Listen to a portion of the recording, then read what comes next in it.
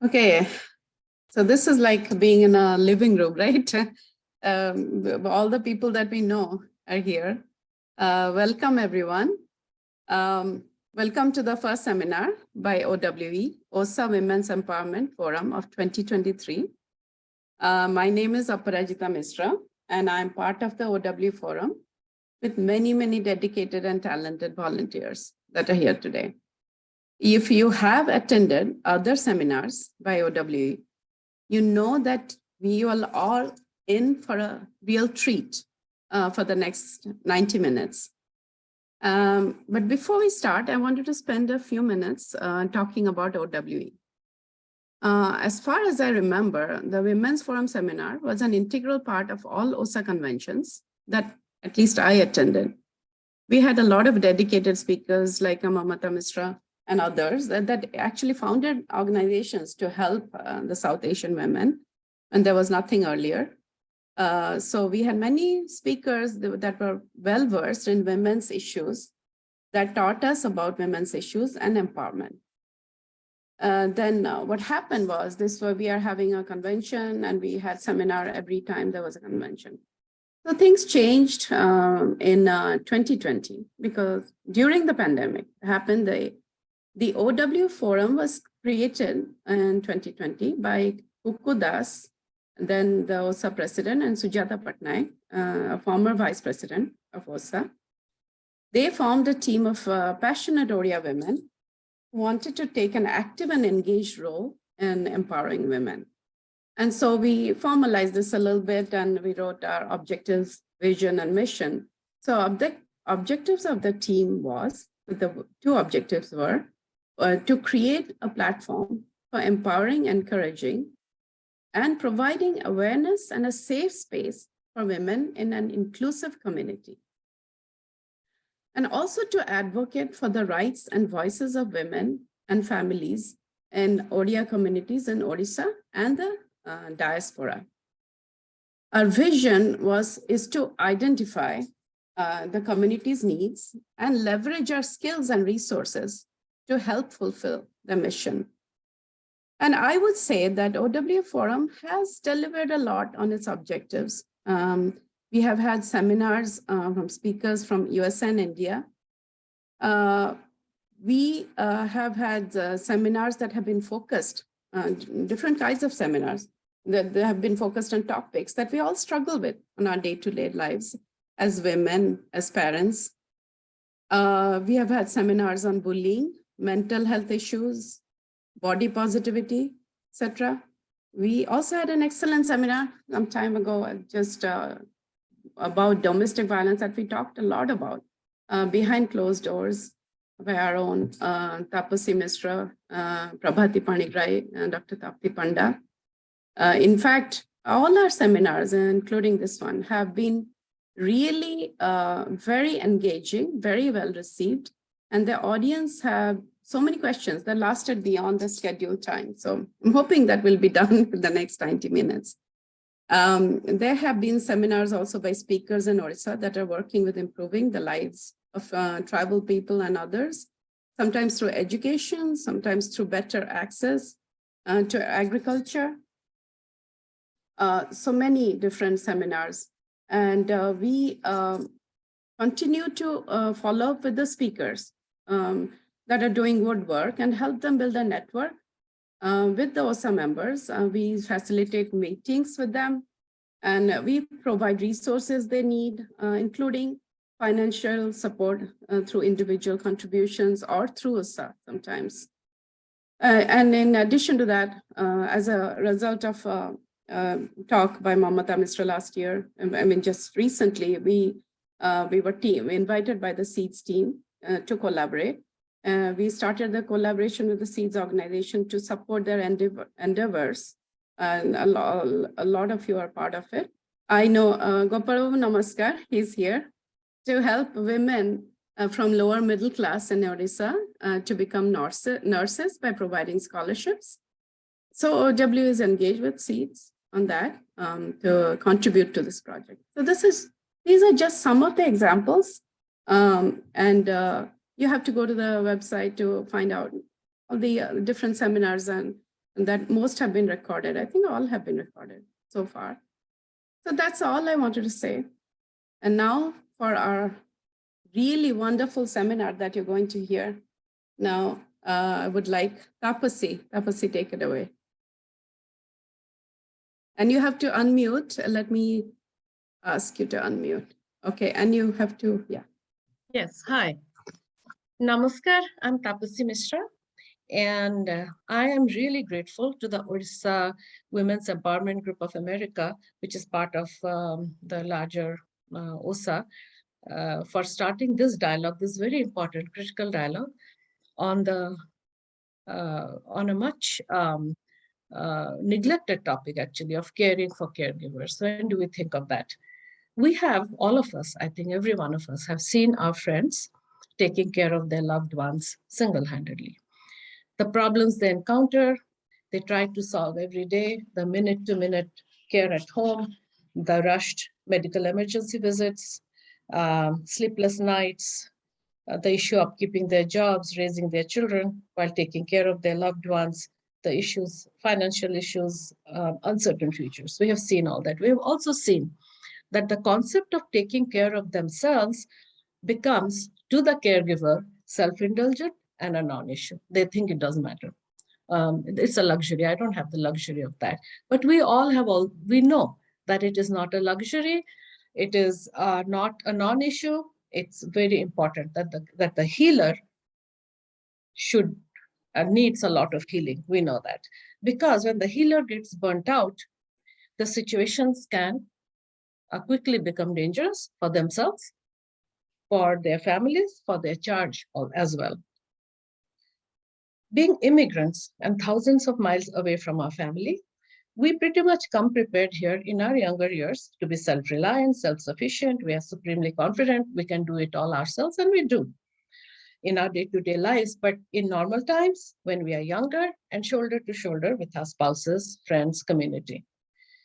But the dynamics change when we suddenly or unexpectedly find ourselves in long-term caregiving situations to the same spouse, partner, children, parents. But why? What happens to that community you have been socializing with all these years, traveling with, planning events with, raising children with? Why should you be alone now in your worst of times when you had such a strong community to support you in your best of times? This is when you need them more. So what happens there? Is there a reticence on our part to reach out for help? Is there confusion on how to reach out for help? Are there trust issues that they were all after good time friends and we should not bother them? Is it our this kind of misplaced notion of being independent, that we should not be bothering anyone for help? Is it apathy on their part? Or is it just because we are recent immigrants, there is no precedent to this? How to help each other, stand by each other in our worst of times, in our times of need, effectively and actively. So the purpose of this seminar is to explore these concerns and brainstorm ways to provide active support to our community members who are long-term caregivers. With this seminar, we hope to launch a series of similar workshops and seminars, both online and in person, to create actual physical support and to help one another in person or via research and finding options to help caregivers wherever they are. The idea is also to network with the larger Indian and American resource organizations. We need to know we are not alone in this.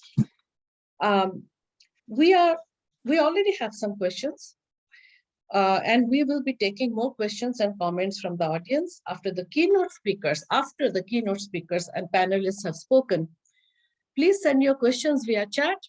This seminar is about you, so your input is key, of utmost importance, and many of you will be our future speakers and panelists. But for today, however, in the interest of time, we will try to get to all of your questions, but if we don't, please send them to us, and one of the panelists will connect with you. And with this, I would like to open the floor to Nivedita Patnaik, who will introduce the speakers and panelists. Thank you all from the bottom of my heart. Namaskar, I'm Nivedita Patnaik.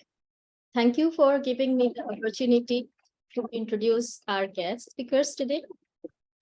Please welcome our first keynote speaker, Dr. Rajashree Mohanty. Dr. Mohanty is currently living in Tampa, Florida with her husband. She has moved to United States in 1979 following her marriage.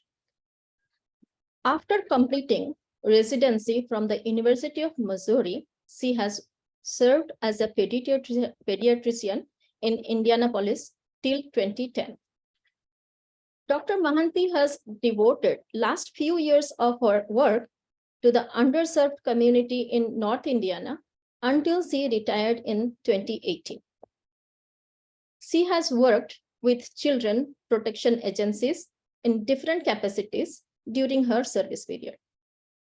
She is going to share her experiences on how she has managed herself as a caregiver to her late husband while handling their 3 kids at a very young age.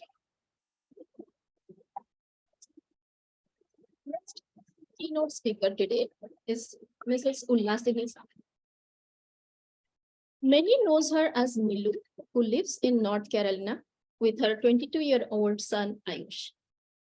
Professionally, she is a software engineer and currently working with a pharmaceutical company. She came to USA in 1994 with her late husband Mahendra Kara. Being the best support to her son Ayush, who is autistic, made Ullasini experienced enough to guide others in similar situation. She works as a support group to many organizations in North Carolina, which deals with special needs children and single mothers. Let me introduce you to our panelists today. We have Mrs. Chandra Mishra, our panelist. Mrs. Mishra lives in suburb of Philadelphia with her husband. She came to USA in 1977 with her husband and 2 children. She has pursued a career in nursing to follow her passion to serve the humanity. She has accumulated vast experiences through her long career of working in different care units, ranging from surgical to intensive to pediatric care. She also has worked as a medical research scientist under Merck & Co., the pharmaceutical company. Then we have Dr. Swapnila Lisa Das, our 4th panelist. She is living in Texas from last 5 years. Before that, she was in Northwest Arkansas for 21 years.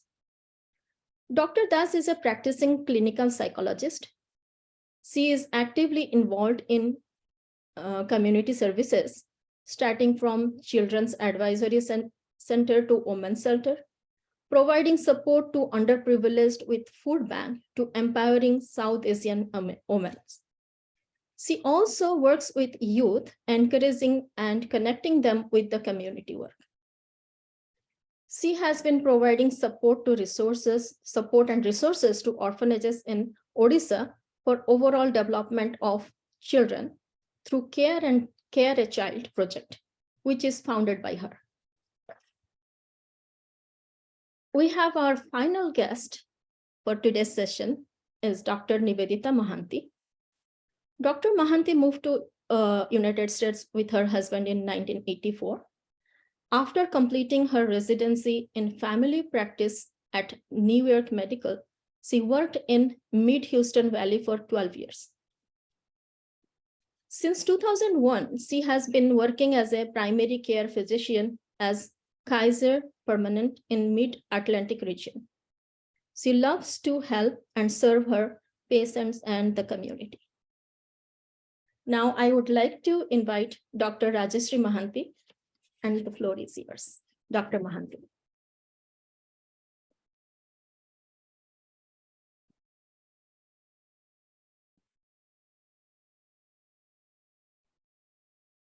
those of you who know me, I've been here in the United States for more than 4 decades now, much, much longer than what I lived in India. And despite all the opportunities and good things we have received from this country, we still face some challenges, which are some of our friends and families have become sudden caregivers under unforeseen circumstances. And most of the time, I would say majority of them are not prepared to step into this shoes. So I mean, I've had some experiences in the past being a caregiver. So I thought I will share some of my experiences with the hope that it will give direction and hope to some of them who are facing challenges like me. I'm really thankful to OWE for giving me this platform to share my story.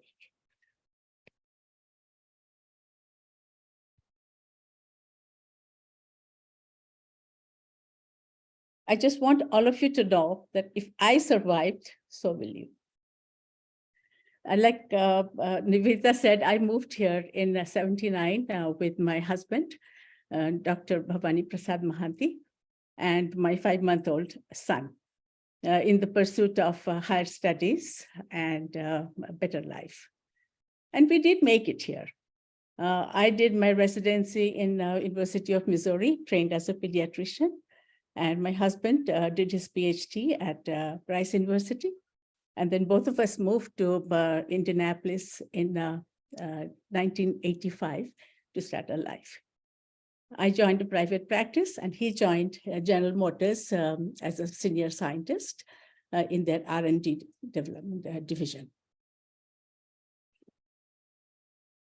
Where initial type, that in the 70s, we all struggled. And all the doctors that came around that time know how difficult it was to establish ourselves then.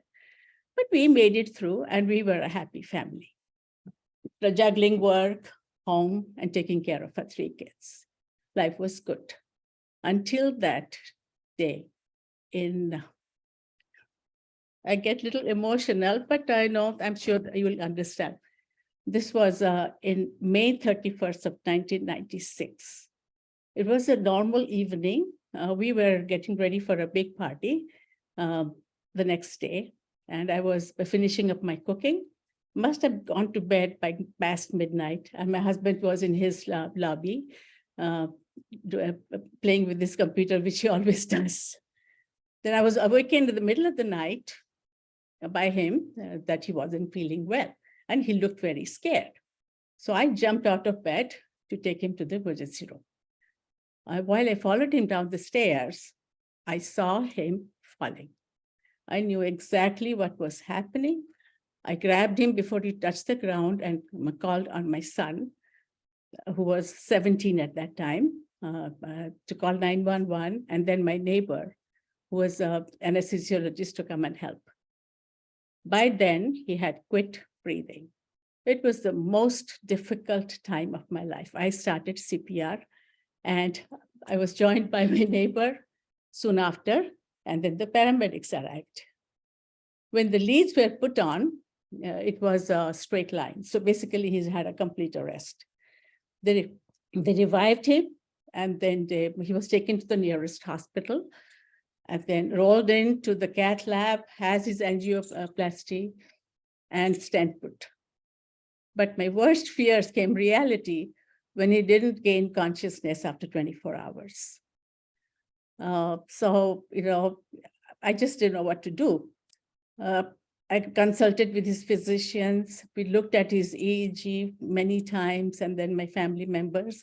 And then finally, I made the worst decision of my life, that I would let him go if he didn't tolerate coming off the respirator. Then the day came, but Almighty had decided our fate already. When they took him off the respirator, he started breathing.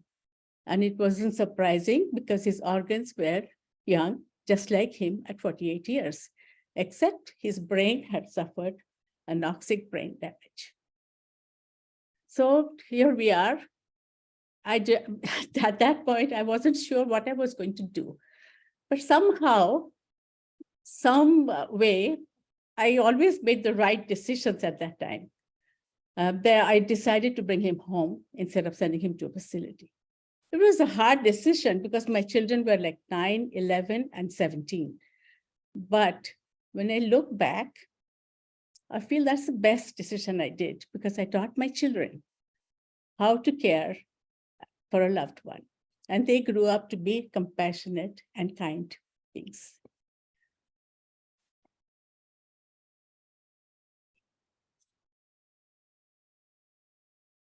Sorry. Then looking back, it was very, very difficult because I had no help at that time. And then I did have some family here. I'm happy to say that I have at least 2 siblings and many nephews and nieces who became my team, help team. They came to my rescue to the extent they offered to take my children on vacation when the school was out, and they helped me in whatever way they can. And my local friends in Indianapolis also did a lot for me that time. So we sort of managed to pull through that. And this Herculean task that I was handed over, taking care of all 4 of them. So I just jumped into this dual role where I tried to be their support outside my bedroom. And when I went behind the doors, I was a different person dealing with my grief and frustration. And this continued for almost 6.5 years.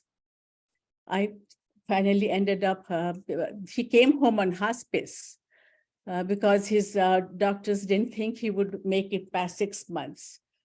But he stayed with me for 6.5 years. And I did everything I could. And when the doctors gave up on him, I sought alternative medicine. I looked into aromatherapy, Reiki, and craniosacral therapy. I did a lot of research that time, and I tried all these alternate methods to help him. And I didn't get him back, but one thing I can say, he was very peaceful. His skin was flawless. He never had a bed sore. And he seemed happy. When I looked at him, he was peaceful, always. So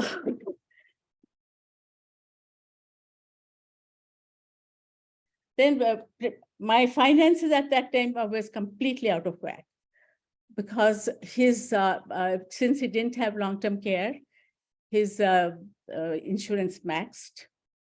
And then I ended up paying everything from pocket. I hired a nurse for about 6 to 8 hours in a day when I was at work. And rest of the time I provided care with the help of my children and my family members sometimes and friends. So that was my life then. I'm good.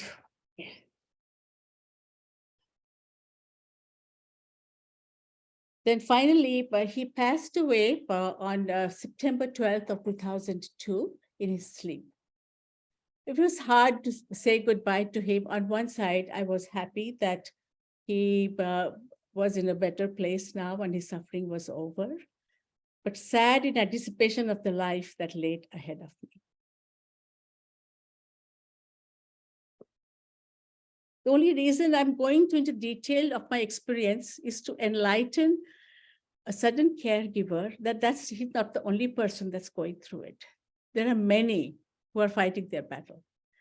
So never to feel a victim, but a hero, because you really are doing the very best for your care receiver.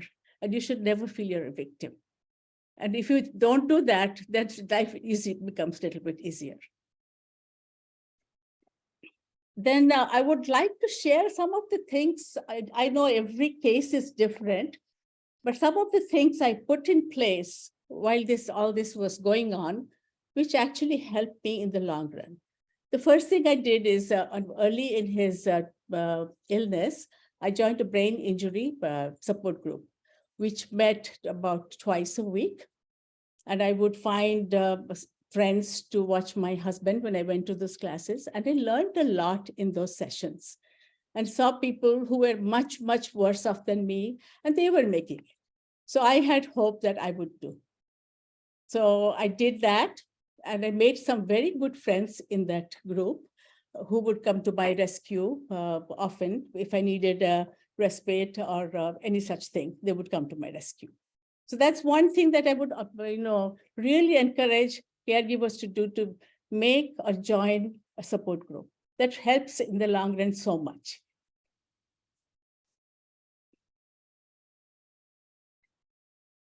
Then I arranged counseling. Counseling for my children was really my savior, because it helped them, talk about their feelings and things they wouldn't tell me.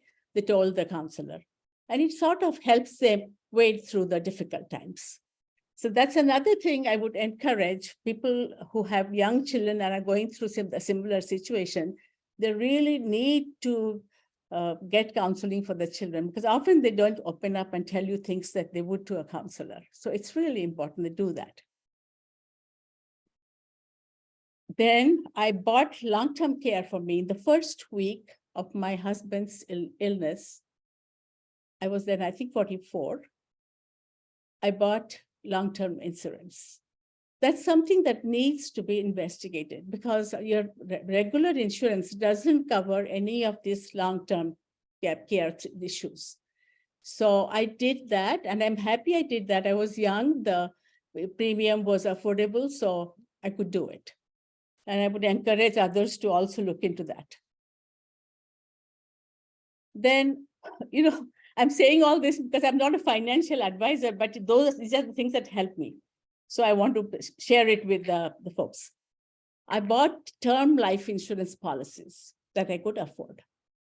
And the reason I did that is I wanted my growing children to be financially secure should something happen to me. Because I was under a big risk of getting sick because the amount of tremendous stress I was going through. So in order to make that secure, I got some term policies which would wait them through their growing years. Again, the needs are very different. So you have to discuss with your financial advisor what works best for you. This is what I did on my own. Nobody advised me. At that point, I felt like there was some supernatural power which was making me do these things under the circumstances. And I'm glad I did. Then I did arrange and accept respite from willing friends and family to be able to spend time with my children. And this is very important for someone who has young children and becomes a sudden caregiver, because these children actually lose their childhood if you don't give them that attention. So I got respite, and then I did some things my children enjoyed so that they didn't feel left out all the time. So that was another thing I did. I felt, apart from me, there are a lot of other folks who love my husband, his family. And in fact, his sister came twice to the United States to help me with his care. So I feel like we kind of shut down and isolate the families. And we don't need to do that, because whatever happened is not our fault. So there is no need to feel guilty at all. Reach out as much as you can. And there are people out there who really want to help, but they don't want to invade your privacy. So they don't tell you. But if you reach out, they will help you. I did take care of myself too. So I wanted to like the person I saw in the mirror. So I did not neglect myself at all. At that part, I was a professional, so I had to play a dual role at work and at home. I couldn't take my sorrows to my work. I had to be a different person at work. So I did take care of myself. And that's also something I would urge all the caregivers to take care of yourself. My husband was a music lover, and he was a great vocalist himself. So I resorted to chants and music round the clock by his bedside. That actually gave us a lot of peace and calmness. And I I still can't explain the effect of music on someone who's supposedly brain dead. He really responded to music. If he was agitated, if I played his favorite tape, he would calm down. I don't have an explanation. Maybe somebody else can explain that to me, but it had a very calming effect on him. The other thing I did, after work, I was homebound for 6.5 years. I didn't do much, but I have great hobbies. One of them is craft. I actually got into it big time. I created stuff and then I gave to the nearby churches for holiday sales. They were very happy and it made me happy that I was helping somebody else. And I'm also an avid gardener. I had a monitor in my husband's room so I could go out and work in the yard and still monitor that what he was okay. And my plants got all that extra TLC and my gardens became the pride of our neighborhood. It was very good. Then another thing I did is reminisce on the good times we had by looking at old albums and photographs with my children. And that helps us wade through these difficult times. So that's another thing, again, I would recommend to do, to reminisce on the good times you've had. That has a great impact on the children. And then another, after my husband's demise, I focused totally on my work and my children. And I don't think I really gave myself the time to grieve because I never had that time. So then the kids grew up and luckily this childhood trauma they left behind and they're all successful now and they're working. And for me, it was like the time had come for do something different. Then I really looked into myself and I've always dreamed of working in an underserved area. And so this would be a perfect time to explore that. And luckily I got an opportunity and then I moved out of Indianapolis. And I think that's the best thing I did because I had so much baggage with me that I did not realize. After I left Indianapolis, I started in a small community with 3 stoplights. It was a lake community and I enjoyed every bit of it. I was there for 8 years. I helped a lot of people, a lot of elderly folks in my condo who were my friends. I took them out for dinner and it was fun. I had a really good time there.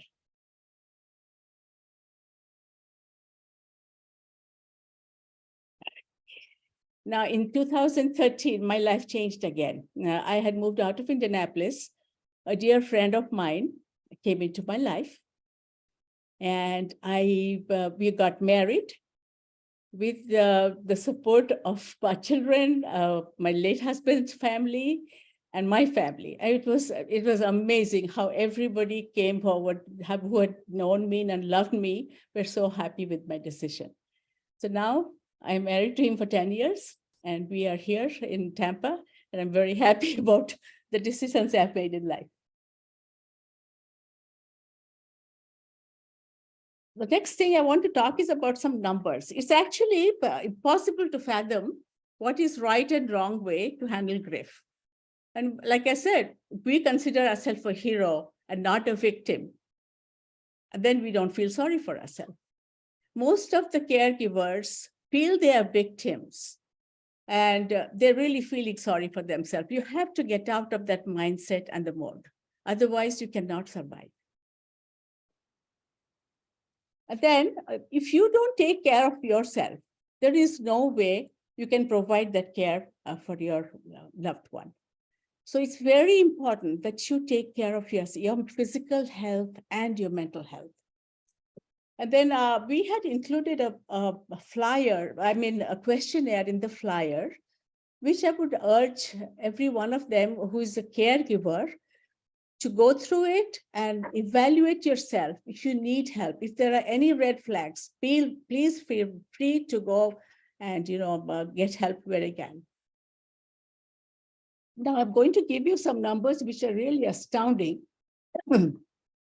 all of us know there are multiple studies saying that stress of caregiving takes a toll on the caregiver more than the care receiver. As population ages, statistics of 1 in 4 will become a caregiver or a care receiver. And unless you have long-term care and you have a diagnosis like what my husband did, chronic vegetative state, no insurance will cover. So you got to take care of yourself. The numbers, I can give you a few numbers I have here. Long-term facility care ranges from 65 to 75K per year, depending on the state you are living. And if you opt for home care, 24/7, by 2 caregivers working 12-hour shifts at a minimum of $18 an hour for 365 days, will be around 158 grand per year. Not too many of us would have those resources. So it's you have to take care of yourself so that your care is sustainable. Otherwise, you don't know what to do. And a word of wisdom, while doing your financial planning, hope for the best, but prepare for the worst.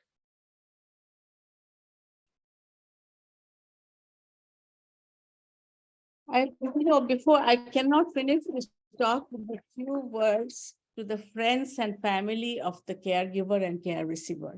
The first thing is, there is no room for being judgmental about the quality and the quantity of the caregiver is providing to the care receiver. Please do not make comments about that his person is not taking good care of whatever, because there is absolutely no room for that. And respect their privacy. Please don't discuss their issues in parties and picnics and things like that. And because those things actually deter caregivers or care receivers from reaching out. So respect them and please don't discuss their problems in public. Now, supplying cooked food to the family is a wonderful gesture. We all do that. But keep in mind the emotional support supersedes any of that. If your young children are involved, the parents of the friends can offer play days. They can take them for ice cream or simple things like that, which will make the children feel like they have some of their normalcy. This is where actually friends can pitch in.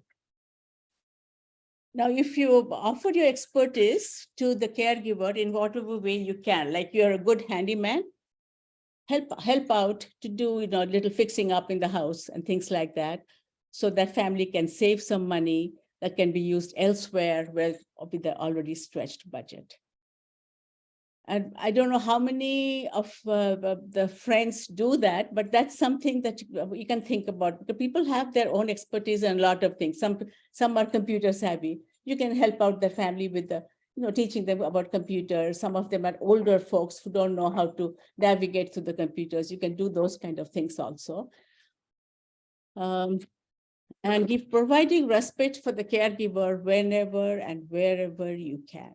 That is the number one key, because respite is something they will not ask for. You have to be available, then it comes through. I just feel like, think about all the good times and parties you've had with those families. If you think of that, then everything will fall in place. And the last but not the least, a word to the adult children. Please don't forget the individual that resides behind that mom and dad. They have done everything. You are where you are because of their sacrifices. They have put your needs and your wants before theirs to give you everything they can. And often not even paying attention to their dreams. So think about that. And provide that support and show them how much you love them when they really need you. That's all I have to say. So I'll let Milu take over and see what she has to say. Thank you, Abba. Thank you so much. I'm total speechless now. I don't know what I can say after your That's really, really. I just included part of my life. If I included the whole thing, it would be a big book. Yeah, I know. So I didn't. That's all I did. Mhm. And thank you for our Women Forum department in inviting me. I never shot my story so far in front of any public place. This is my first time. I'm very nervous. I'm going to, I decided I'll tell and share a few things, then it will help other. But I normally reach out to individual if somebody is in some issue, I tell my story and inspire them. But I never talk in front of so many people. And okay, first of all, I came here in US in 1995 with my husband. He was my classmate. We did study together. And after marriage, we decided, I was working TCS and he was working. Then I decided not to work because I'll take care of family. And I got my daughter. And after that, I got my son. And I was thinking after a few years, I'll go back to work. Then after I think 1 year, we realized something wrong with my son. Then we went to neurologist and find out he's autistic. Then I decided, okay, I don't have to work anymore. And I'm happy for that. And I was never happy something is go wrong in my life. My life is beautiful. I'm learning a lot and I'm taking care of my kids and autistic. At that time, I didn't know like so many things behind the scene. I thought, okay, I'm home, I'll feed him, I'll change his diaper, I'll do everything. But I think when my son was 7 or 8 year old, my life had a big, thing change. And I never expected. My husband got sick and he cannot work anymore. Then question came, I have to work. Till that point, I was home like 20 years as housewife. Although I am qualified, but I lost my confidence and everything. I don't know, like that is another story, how I got the job. But after getting job, that time I was 42 or something, 41 or 42. Then the question is how I'll take care of my sick husband, how I'll take care of my son, and where my son can stay. Like school has a before care and after care, but they don't keep the special need kid. I went so many daycare, nobody provided that. I'm talking about 10, 15 years back. Now we have a lot of things that changes, but nothing happened. Then I joined a company. There is no Indian. I'm the only Indian. And people say when you join work area, don't just talk about personal issue. But I don't know how if I don't tell people, how people will know. Then I realized that American people, they always sit and they talk whatever they want. They share all those things. Then I also started saying, then I became very close friend. One of my Chandra, her name is still my best friend. And she went, she said, oh, this is not issue, let's go to school. She came with school to me and talked to the teacher and she just told my story and all. Then everybody convinced and they said, okay, we'll have a special, we'll hire a teacher who will take care of my son. Then after that, they found out there's other family also need that thing. And they made a group and they started doing that. That I think taken care very nicely and very thankful to my friend. Then school closed, summer camp started. There is no summer camp for the special need kid. And what to do? I have to go to office. Then there is an inclusive program. I realized inclusive program means all group kids and 2 or 1 instructor will be there to take care of that. Then I enrolled him there. But after 2 days, they tell no, he cannot be here because he need one attention, and you cannot do that. I said, oh my God, what to do now? Then same friend, she said, okay, let's go and talk and find out what solution we have. And they gave us option. If you can hire another guy who can stay with him in the camp, then we can do that. He will be in the camp. He will take all the opportunity what we're doing, but somebody has to stay all the time. My friend Chandra, her son, he was in high school. I cannot imagine. It's God. I think he is God for me. I always feel like whoever come to me, they are God for me. And he's a sweet boy in 11th grade. He could have done so many things in summer camp, but he was there. He was there all the time. Morning will get up, stay with Ayush, and he did that. That phase gone. The next year, 1 year I got, and next year I found some summer camp, and then he got in real special needs summer camp. That was 1 hour driving, but it was okay, at least some place for him.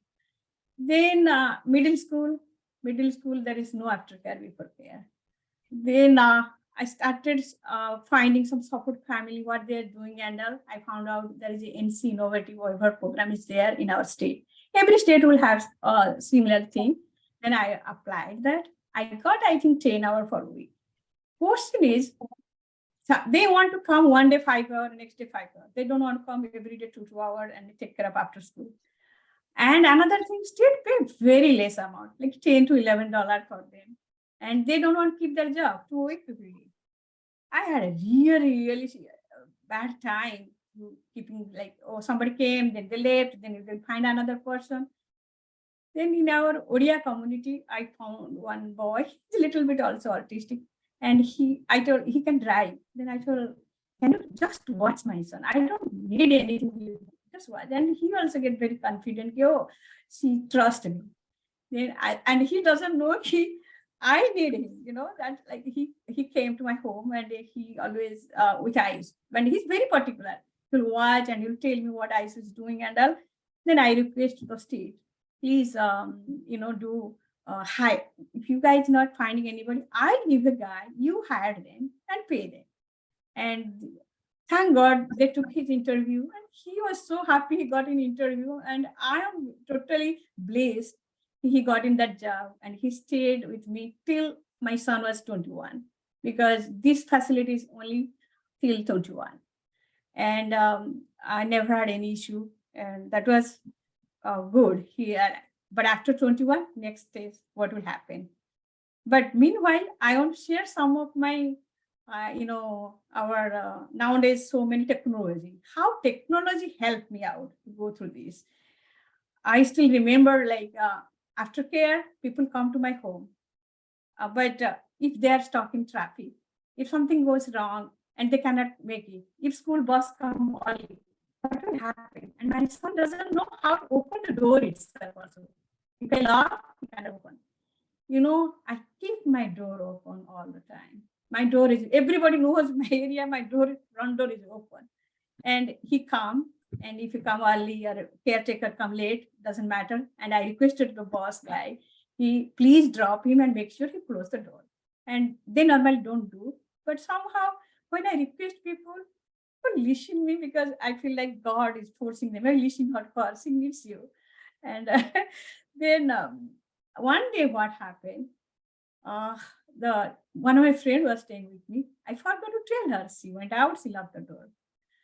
And my son came. And also I put a camera everywhere. Exactly 2:45, I on my camera, I have alarm set up in the office. Alarm will on, and all my colleagues knows, Ulashini, camera on. That's what they'll tell me. Then I on my camera and see my son come, open the door. And then that day I on my camera, my son is not there home. 30 minutes. I talk all my day, caretaker is getting late. And then I called the bus guy, and he said, I'm going to drive 30 minutes back. And I was so nervous. I'm not ready to drive. And I'm also staying, working 40 minutes away. Then what arrangement I did, all my neighbor around, I have everybody's number in my diary. And because my husband was not staying that time, he was sick and I could not take care of all. And he went to India and he was in their nursing home. And I'm here with my son. And my daughter was out. Then I'm all alone. Then I call all my neighbors. And luckily one neighbor at home. And he came. And he put me in a video call. He knows I'm very nervous. Put a video call and saw my son. And I cannot think about that moment when I saw my son just sitting in front of the door 45 minutes. And he impressed me. I never expected him to do that. I was thinking he will be on the road, police will come, caught me, why you did your son? But he was just sitting very nicely, peacefully. Then my neighbor said, how to open the house? I didn't look, I have another arrangement. I always keep a key in the Ziploc bag and put in I made a hole in the ground and put that key there. I have to leave because I'm staying alone. I have to do all kinds of arrangement. Then he was laughing and he opened the key and opened the door and my son came. That day I was very nervous what to do. I don't know, no, this is not time to nervous. I have to think how to overcome this issue. Then I talk people always. I talk so many people talk. 1 hour I talk to 100 people my issue. Then 2 or 3 people they answered me, okay, you can do one thing. Put a Wi-Fi in your garage and you have app in your phone. Then whenever you see this situation, you can on your garage from your phone and then put another camera in front door also. That's what I did. And that one is totally taken care. And I'm very fearless now. But now my front door is closed and I just want to make sure it's not open anymore. I can open my garage and do. And this is whole process. Now another thing, the last one I'll tell you.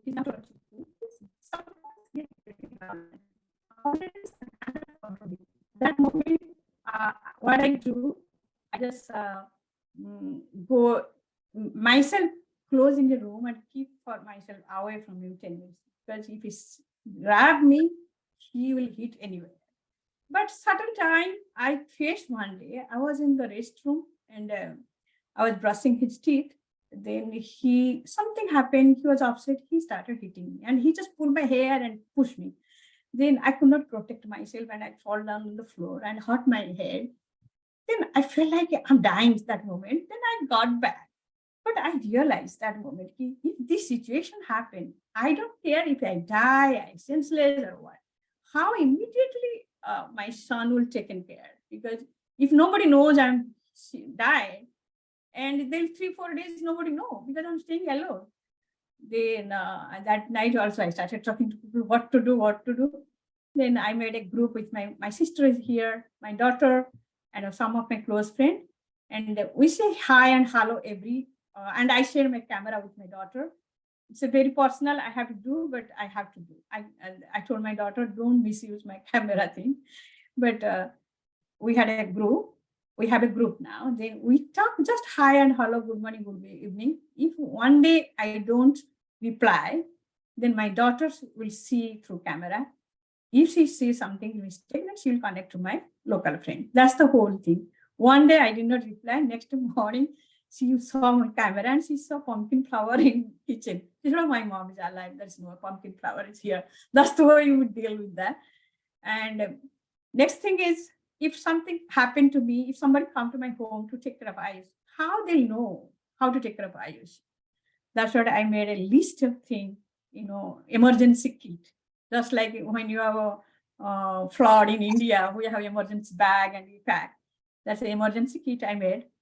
Recently, I did all those things. Like I wrote one by one, morning what I do, and what to eat, which medicine, what he likes to eat, and his dress and everything, one by one, everything. And all this emergency doctor, everything number in my fridge and those friends who can help immediately. And all those things. This is the last arrangement I did. But so far, I'm hoping this is last year soon. And next year, there is also another question, like where she will go. I'll tell you one thing. I don't know who told me 2009. I applied one program that is called here, North Carolina. Maybe every state they will have. There is a CAP program, Client Assistant Program. This is a federal funded program just designed to assist individuals with disabilities. And I applied 2009. I totally forgot that my son is going to school. I don't need. Last year, I started talking to the people, what will happen after school? They said, oh, this is CAP program. I told, oh, I applied. Then I called them. They said he's in still waiting list. 2009, and you cannot imagine. I feel everywhere God, God is there. I trust Him. And just 2 months back, I got a call. He got in that program. Exactly, I needed this year this program, and he got it that. And still they have waiting list places I'm looking for, but I found one place. They have okay. And if God grace everything goes, and he will go there. And this program also, people will come to your home and assist you. If you're sick, if you're something, they'll take them, my son out, and they'll all social skill also, they'll teach how to cook. Normal thing like make a sandwich, make do, and give them shower, all those things they'll do. And you have to have a Medicaid for that. And that's not like all the story, but I am going to give some tips like what you can do. And I did like late. Okay. First thing is there is a NC innovative waiver is NC state, but every state will have. You should apply that immediately. You found out your kids has some problem. This is free time. They give like 10 hours, 12 hours per week. They will come to your home and work with your kid and train you also. That is one good thing. And second thing is when your kid become 18, and normally, when kid become 18, they take their own decision. And for our disability kid, they cannot take any decision. We need guardianship. We need our guardianship for our kid.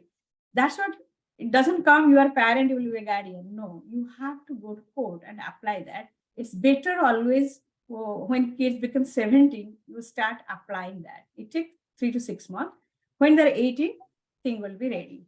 And after you get the guardianship, like in age of 18, you can apply, there is a supplementary security income, that is a disability money kind of thing. Like normally there is two variety. One is SSDI. SSDI means those are working for some year, their disability, they get the benefit. But SSI means if you have some problem, income, resource you don't have, you get that. That's what like you apply that one. You apply that one, and normally kids get 700 to 1300, depends on the state. And that is a good, at least you get some money, that thing. And the guardianship. Then and I talked about the CAP program, and then you should apply early. And another one is very, very important, special need trust. That one I did last year. Special need trust is just like normal trust. And for example, you have 401k, you have life insurance, but you add a beneficiary. Whom you put beneficiary? Either your spouse and your kids. And if you put your kid is disability the name, that money doesn't go to your kid because he cannot handle all those money. That's why you should have a special need trust where you can split your beneficiary percent the other kid and 50% this kid, depend on your decision. And that money will go to trust. And in that trust, we'll have 7 or 8 people. And that is question come. When I did my trust, I was literally crying. When they asked, if something will happen, who's the next one? They told, okay, I do not think now, I'm very young. Then I told, no. He said, no, Lashin, doesn't matter young or old. I told my daughter will do it. Now, if something goes wrong to your daughter, I just stopped there. I was crying literally. Why is he saying that? But the lady said, Lashin, I understand, but nothing happened. Then I took it another breath. I told, yes, it's true. Something happened. Then I have 7 people I choose in that trust, and they'll take care of financial, they will take care of his needs and everything. And that's what like, this is a lot of information. Means as there so many things are there, and we created a support group for our basic people. That is one thing. When I think 10 to 12 years back, did a support group, Desi group, because our Desi needs are different. Our diet and what we do a lot of Ayurvedic medication, these, that, India, we take it, do the treatment. And Desi group, we celebrate our all Desi festivals and all, because Diwali function and all, we cannot take our special need kid. Our friends likes our kid, but thing is, we don't have to ruin their, things. That's what we celebrate all our functions, Diwali, Holi, everything with our kid. And that is good thing we did. And this Desi group is North Carolina we have, but there is a USA based Desi group is there for special needs. If anybody wants also, I can go and, I can give the information and add them. And that's all my story today. I'm like, I don't know, like how I said and share that you can talk to me, but personally, I have phone number and all if you guys need.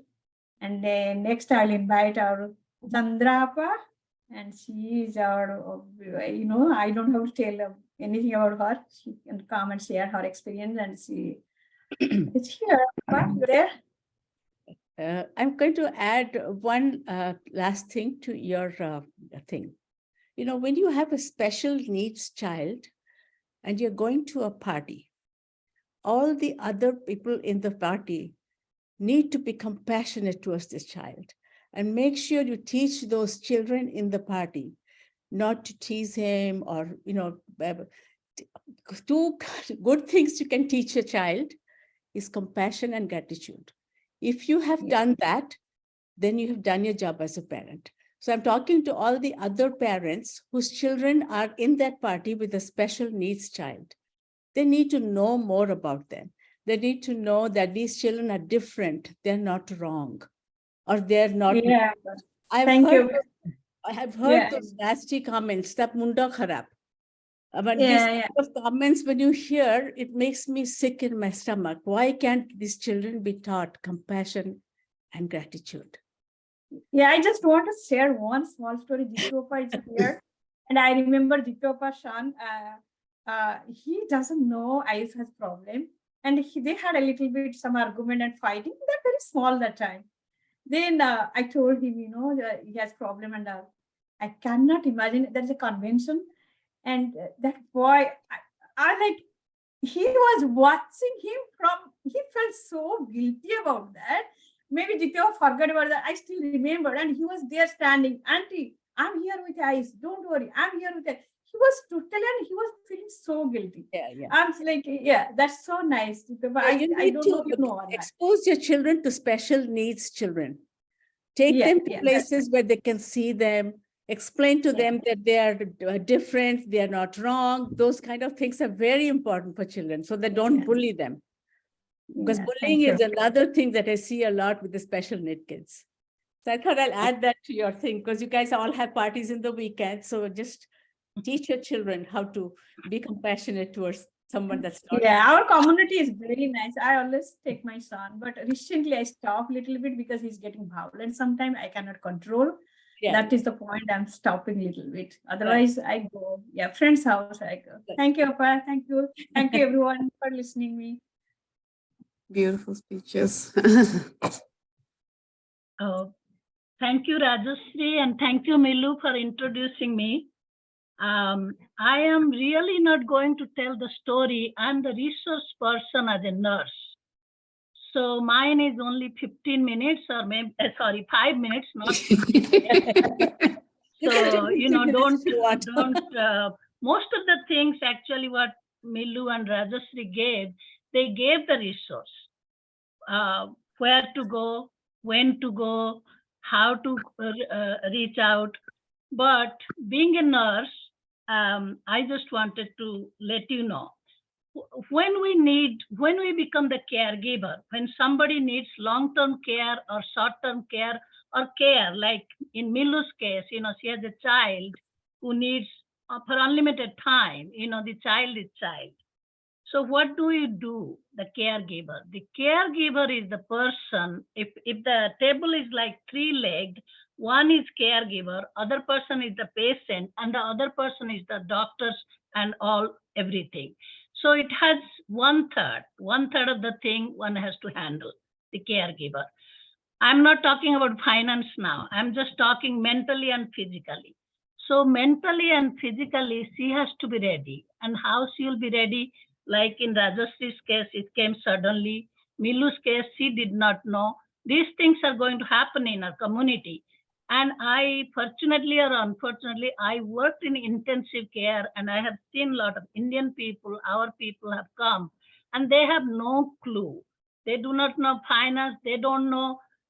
They say that somehow if I take my husband home or my child home, then we can take care of it.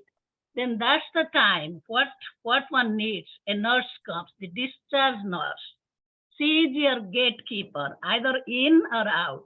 So make sure that you tell what are my resources. My child, you want me to, you are discharging him or her. Who is going to come? What time? And what I need? Do I need a commode? Do I need therapist? Do I need the case manager, physical therapy, occupational therapy? Do not leave. Do not leave the hospital. Nobody is going to throw you out. But that's the time you have to be very strong and need everything in instruction. I need this, this, this. I have seen a lot of Jewish people, they're very good at it. They won't leave, but our people, we feel so bad, we want to leave. So make sure that your case manager or the discharge nurse gives you all the instruction, what your child, husband, or loved one, whom you should care, what they need. Plus, every hospital has numbers. That is why I did not get the numbers, because Philadelphia number is different than Texas. Texas number is different than your Michigan. So every hospital has the central number. So make sure that in case of respite care, what they said, or the finance, if you don't know, you need the number for your state representative. If you don't know anything, just remember his name and go to the yellow page before and wherever. Just get their name and call the office and say, I have this special need and what I need to do. I do not know anything. Okay, you don't know, you don't know. Just start from here. Just make sure that they are supposed to help us. So make sure that you know your state representative name or number. The other thing is that you must know the area agency on aging for adults.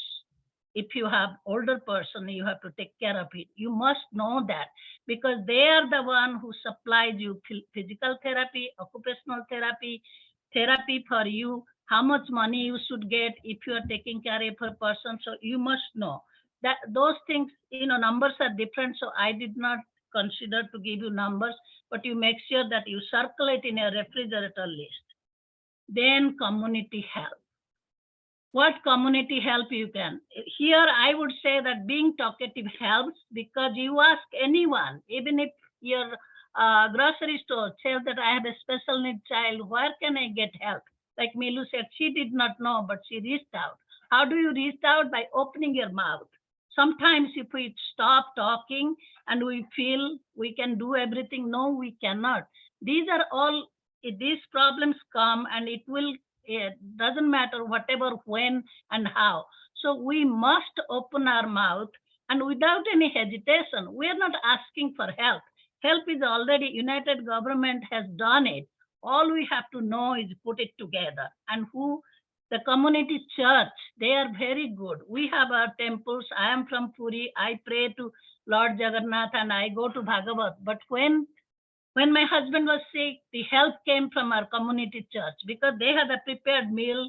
They know how to distribute it, and they know when somebody came and stayed so that I can get 2 hours respite therapy. So what I mean is, don't hesitate. The church or mosque, whoever, they have, and they do not hesitate. So also I think our temple helps now many places too. So it doesn't matter. So you must know their number, and you must open your mouth, and no shame at all. Just say that I need help.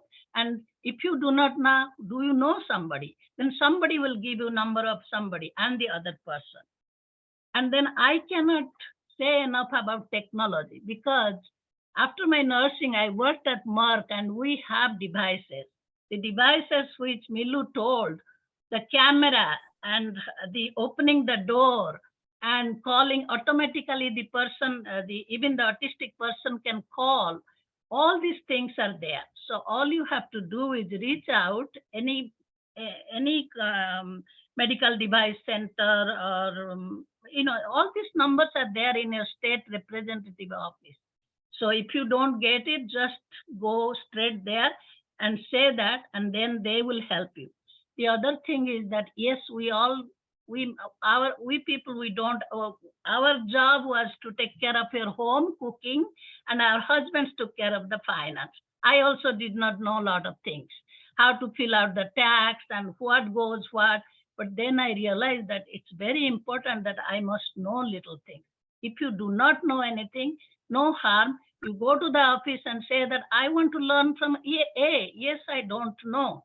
At least we speak English. We are much better than some of the people who come there. I have seen they cannot even speak English, but still they get help. So what I'm trying to tell is that you have to open your mouth, you have to open your ears, and be receptive. Don't that we are not asking. We came by airplane. We did not come by boat here. So what I mean is that we have paid the taxes. We understand English. We are here. Just something happened. How we can get what help they are getting. So that is my thing. And other things, I will say that every big like Kaiser, Merck, we all are very good at it, and we give lot of help. And SSI, how you can get. And if you are if you take care of your husband or whoever, you are actually paid. So if you get, let's say, $18 per hour for 6 hours or whatever, you can use that money outside just to take 2 hours off or 3 hours off. So not to be hesitant at all. Money is there. Yes, and not in the beginning, but we have to know how to navigate it, where to go, when to go, whom to call, and how. Long-term care, I understand, but if we are not in 40s and in our 40s, we didn't think about that, so we don't take care of that.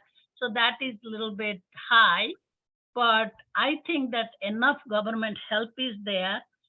And best thing is also tell your children how you feel. Yes, I know they grew up different, and you don't, like Rajashree said, say that I am overwhelmed. Which way you can help? Anyway, Yeah. my time is up. I can Thank finish. you. Any questions you Sorry. can ask me. Thank you so much. Okay. Now I will introduce you with her sweet face, Dr. Swapnila Lisa Das, and she is going to tell about resource. So, namaskar. Mu Texas, Austin, Texas. I stay there as a practicing clinical psychologist. So most of the resources has already been given by great speakers and Chandrani, Rajashree Appa, and Milu. So this is like you will get on the chat a lot of, we have posted a lot of resources. So these are very important resources. Always there is a lot of help available in US if we can just open our eyes. And so there are the most, I'll just talk about few challenges everybody faces when they come across either early stages, somebody with disability, or at a later stage. So it could be autism, any kind of intellectual challenges, or any kind of physical disability, even deafness or blindness, or later part dementia, or any kind of brain damage. So the 4 most important challenges which we face is, the first one will be the emotional and mental stress. So physical challenges, physical disability has its own challenges. Emotional and intellectual deficiency has its own challenges. So the caregiver, so whenever this challenge, for example, the child is very angry, if you can just take time, step away for 30 seconds, that will give you another way to look at him instead of arguing or anything. Same goes with adults when they have they are anyway, they did not know that they will be in this stage of their life. And when they will be more irritable, more angry. So during that time, we have to take time off from that situation when they're angry. Otherwise, we will be frustrated and we'll feel guilty that we are doing something wrong. There is no way we can feel guilty about anything. Any care is a good care. So that's, and then in physical disability, also mobility is a problem. So there are a lot of like something Hoyer lift system, slings, back braces, which will help to assist the adult people to lift, because if you are the only caregiver and nobody else to help you, then there are a lot of mechanical things are there, and hospitals should provide those information during the discharge. And Chandrapa already said, we have to ask for as many resources as possible when we are bringing the person with disability home.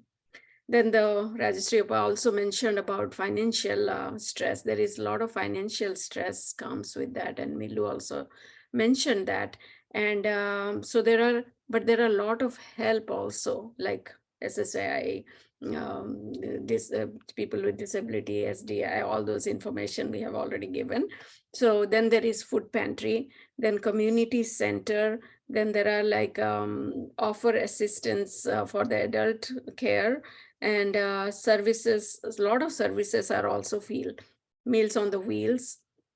So there are like, these are the main things, but then we can create our own community also. Okay, we have a family with distress who are going to help us. So people volunteer for that. So we can make a community group, as Milu has already done it. So in any places we can build our community so that financially it will not be strenuous. Then there is the third one is social isolation. We always isolate ourselves when we have a challenging situation in our house. Maybe because of the stigma, because of the judgment, because of the labeling, whatever it is, we isolate. But once we start to think about, okay, if I isolate, I will be miserable, because we are all social beings. And if we isolate, we will be mentally unstable also at some point. We'll have anger, we'll have depression, we have frustration, all those things, which will be a difficult hurdle in taking care of somebody loved ones, right?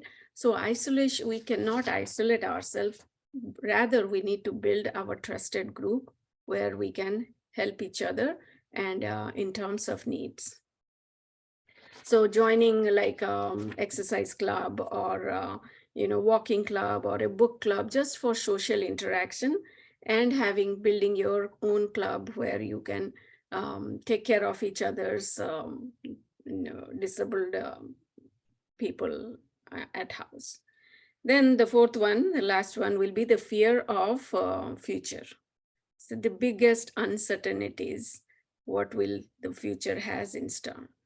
So that's when comes the support group. All different categories, different issues have their own support group, joining those and getting the feedback and getting to learn from them and providing help also, that helps a lot. But there are this respite program is the program where you can get a break. Somebody can come and help you out, and so you can take that break and do some self-care. So self-care is very important. So there are nationwide respite program.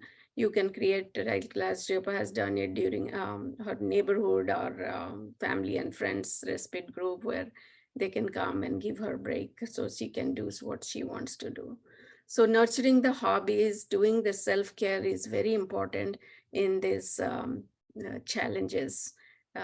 And we should not neglect our own mental health, like caring. When we go in the flight, everybody says you have to put your mask first before you help others.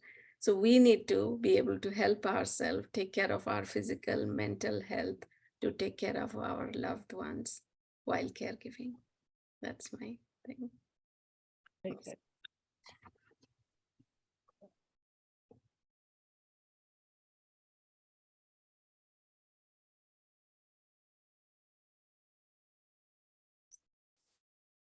We are looking for the questions now. I'm somebody. You have, yeah, if you can see any question that's relevant to any one of you, could you please answer? Are you going to speak? Yeah, Nita. I don't see any questions. Where are the I questions? didn't either. I just see the comments. Yeah, There are no questions there, at least now. We Okay. don't think see any there- questions yet, but we do. Maybe we can start with Tapasi, some of the questions that we had. Yeah, some of this was addressed, but I think these are the things, and what we'll also do is all the resources that the panelists and the speakers have listed, we will have them documented, we will write it all down, and we do plan to post them on the OSA OWE seminar website or somewhere, because everyone will not remember everything. So we do plan to do that. And any clarification, please put it in the, you need any clarification, put it in the chat box, or again, you have Rajshrapa's email, and I'm sure to one of the OSA office bearers, you can ask that too. I think we did, Rajshapa did say that she had a squad, she had a support group. So,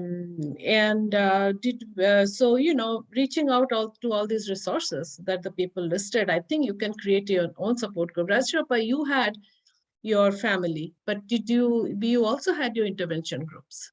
Right. I did have a brain injury support group, that would really help me a lot to understand, you know, the things that happens for a brain injured person. So I remember one lady there who really impressed me. But she stood barely 4'11", and she had this 6-footer son who was quadriplegic. And she would bring him to the thing in the wheelchair, and she could barely push that boy, big boy, actually.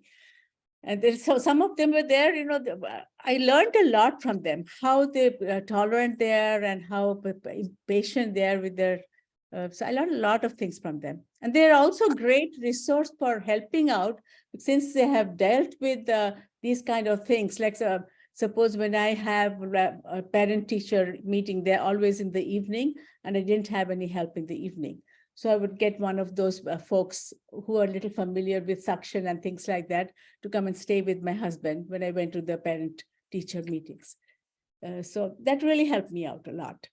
So support groups are good because but nobody is judging you there.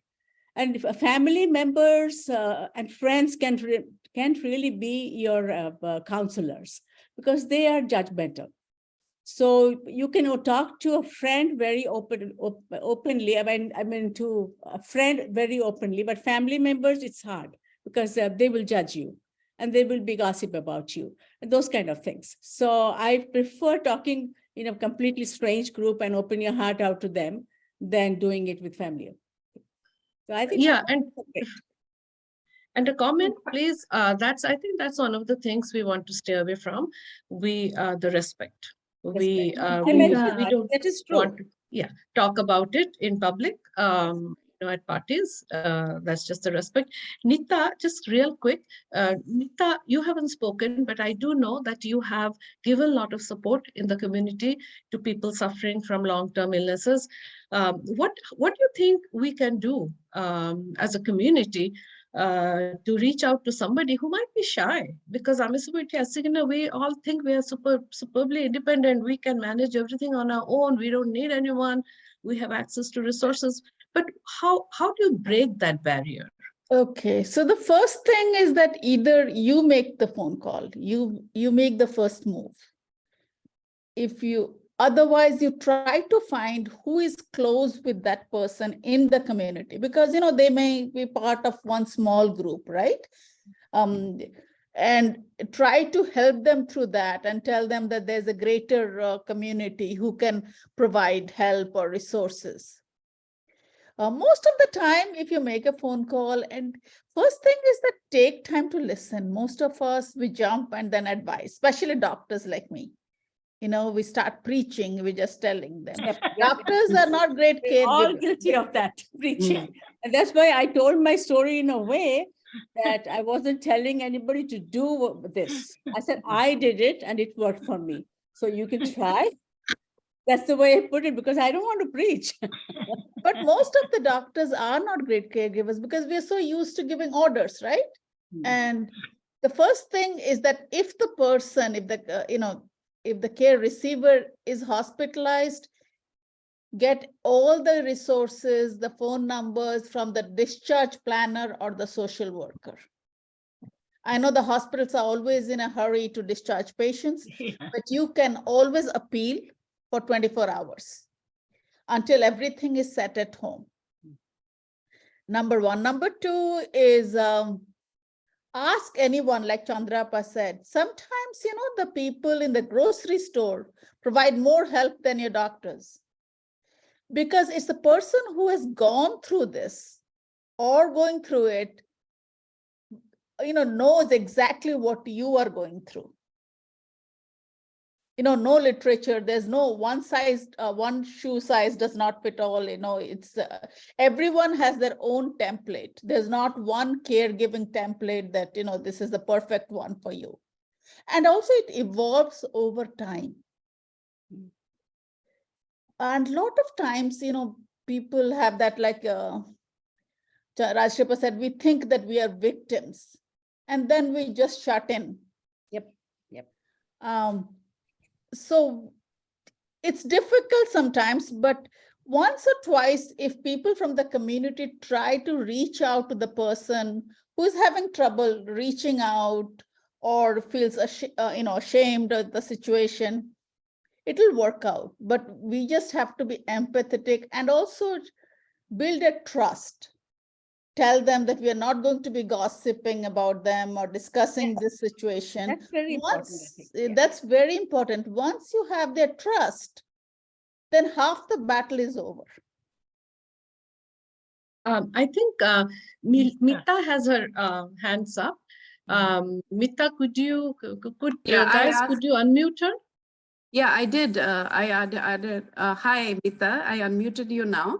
So you can. I was asking you to write down the question, but I guess you can ask the question because we don't have a lot of people here. So yeah, you can ask. Great, awesome. Namaskar. I'm Mita Spilo from Connecticut.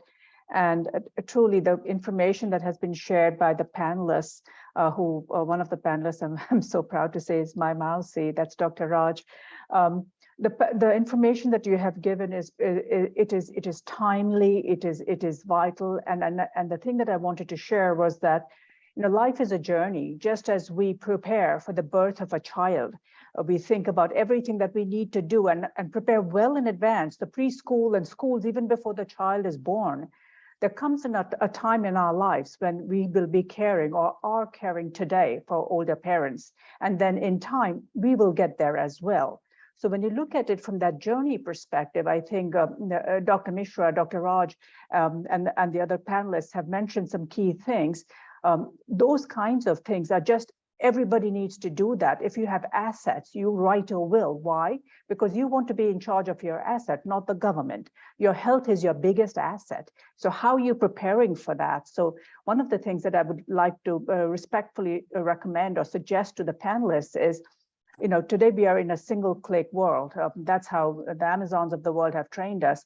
So could we perhaps consider through the OSA website, create a cheat sheet to say, hey, if you need to care for yourself, we know we do a damn good job caring for the kids. If you need to care for yourself, these are some things you need to do. You're caring for an elderly parent, these are the things you need to do. And it's irrespective of the state of where you live in. These are the things that you absolutely must do. Now you have children, you want to have some say in how you want to be cared for. I mean, so how do you prepare that? Dr. Mishra, you made some wonderful points, and just to articulate that in a cheat sheet that is handy as a resource. And then once they have that, people can go out and contact, their local churches and hospitals and what have you. I just wanted to say how appreciative I am, and thank you so very much. Thank you. Hi, Mita. I didn't realize it was you.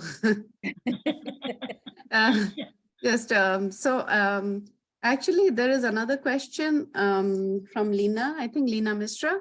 And the question is just curious, apart from the help from support group, is there anything else that keeps you motivated, especially during your low time, the caregiver's low time? Asking because usually we get into that low mood, even with smallest issue of life, lots of time those are actually non-issue. It's how to manage your mind. So anybody here that wants to take I'll it, take it. I'll I take can it. take it. Go ahead. let her take it first. Let Rajesh Sherpa take it first, and Chandrani can. Okay, Yeah, let's let I Rajashree think take things that you have put in your back seat while you're raising your children, attending to your family, your hobbies, you should really bank in on those. That actually helped me pull through this. Hobbies are a big thing. Whatever you were a voracious reader, you never got a chance to read. Now you have time, but you don't have time to sit down, get audiobooks. That's what I do. So those are the kind of things. I think hobbies are a big things that you need to bank in on. And socializing. Find a friend or someone who will walk with you on a regular basis, or do something like that, which will keep you connected with a friend. That also helps. And then another thing I am big on is guided meditation. When you are really feeling down, that helps. Meditation is a big part of my life, and whenever I'm disturbed about anything, getting into that state always brings me out. So I would suggest these 3 things. Did I answer your question? Yeah, one answer. Thank you. And Chandrani, did you want to say something? Yes, I can give from a different perspective. Being a nurse, we are there, we are making the discharge plan, and then here is a overwhelming girl is saying, her child is dead or her husband or whatever the other problem. So then what we do as nurses, we say that it's okay to feel impatient or worn out or this thing happened to you. Just that, she cannot go to the seer, he cannot go to the guided meditation or hobby. But what do you do in the immediate, right there then? Because we are in intensive care, life and death is always there. So how you handle, this is what I remember, I got it from my nursing school. They say that finally just tell them to accept the unacceptable, which is okay. Some people say, we don't know anything about how to even write a check or this, but you cannot preach them at that time. But you said, it's okay. You are not dumb. And hold them, put your hands around them. That touch is so powerful. I have got so many letters after that, oh, you made that little thing. It's okay to be overwhelmed. It's okay to be dumb. It doesn't matter. So if they can, it's like a suicidal person. She is seeing tunnel vision. But if that's the time you can prevent, then things become different. So that's what I learned it from my nursing school. I thank the nurse who taught me that. Yeah. That's it. And Yeah, also I just getting the help. for one line I can add here, because I'm not like good philosopher or speaker, but one thing I learned, whenever some bad time come, I always see who is in the worse than me. For example, my son is walking, doing stuff, eating, and some kids are in the wheelchair, they're diaper, they're doing, I go, oh my God, their life is worse than me. Then why I'm so sad, so down? God give me enough, That is only thing that motivate me, like, okay, they are worse and they're doing good, why I cannot?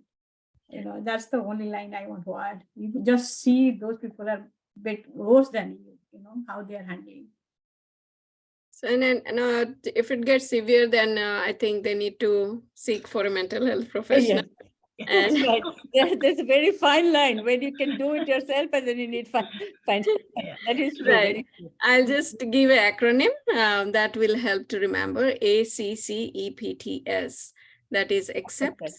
Accept, A is for acceptance, and it has 2 categories: radical acceptance and everyday acceptance. That is the things we cannot change. If we start to accept, that gets more easier. Radical acceptance is any health problem or somebody having challenges suddenly. And then everyday acceptance is like everyday uneasiness, like traffic jam or pressure in the work or things like that. So the sooner we accept it, the better we can cope with it. C is for comparison, as Millie said, like comparing not to demean anyone, just comparing healthy comparison. At least I'm not homeless. I'm not in Mars. I'm not kidnapped. I'm not in the forest lost, and things like that will help us cope with it better. That is comparison, healthy comparison, contribution. In what way I am a contributing factor to my family, to my community, to my children, to then you feel better with your self-worth. ACCE is for emotion, just observing your emotion. Okay, this is up and down like waves in the ocean, it will come and go. But I am the one who is watching. I'm the awareness witness. It's all at a spiritual level, but the more we see it as an witness awareness, the more we can see the flow of life journey as coming and going. Nothing is permanent, and we take the changes in much easier way. ACCE, P is for push back. Any immediate problem, we can push it back for some time in the back burner, not to avoid it, but then address it when we are calmer. ACCEP. T is for thoughts, just observing thoughts, whether it's my irrational thoughts or it's my wise mind or rational thoughts, and how I can bring my irrational thoughts to the wise mind. Okay, this is my end of the world. No, I have dealt with more difficult situation. Can I move forward? So being realistic in our thoughts, that will be helping. And accepts. S is for sensations, immediate things, anything fragrant food, which is any smell you like, just smelling those, touching something which is comforting, eating something which is not like just distracting, such as lemon or something, listening to the music. Music has a good power, very powerful, Rajashree, you said, because Tell your me about husband it. liked it because, Wonders for you. yeah, Just playing chants in a house there is hardship. right. It So just that is the invites wonderful things. because that is the motor learning, that the learning happens at a kinetic learning, so that the brain has all the music is the last thing to go away from the brain. That's why they remember it, they feel calmer when they I are. was telling you, my husband was diagnosed brain dead, but he always responded to music. Even my children knew that. If I had stepped out and one of my boys watching him, he knows which tape to put if his dad is agitated. So that has to say something, right? If they noticed it, then it has to say something. Right. So these are like through senses we can distract ourselves or change our mood from that low to high. So this is one acronym. Thank you. Yeah, Lisa, Thank- thank you so much for that. This actually helped me right now at this moment when you were talking. It actually helped me because we forget that even in our best of times.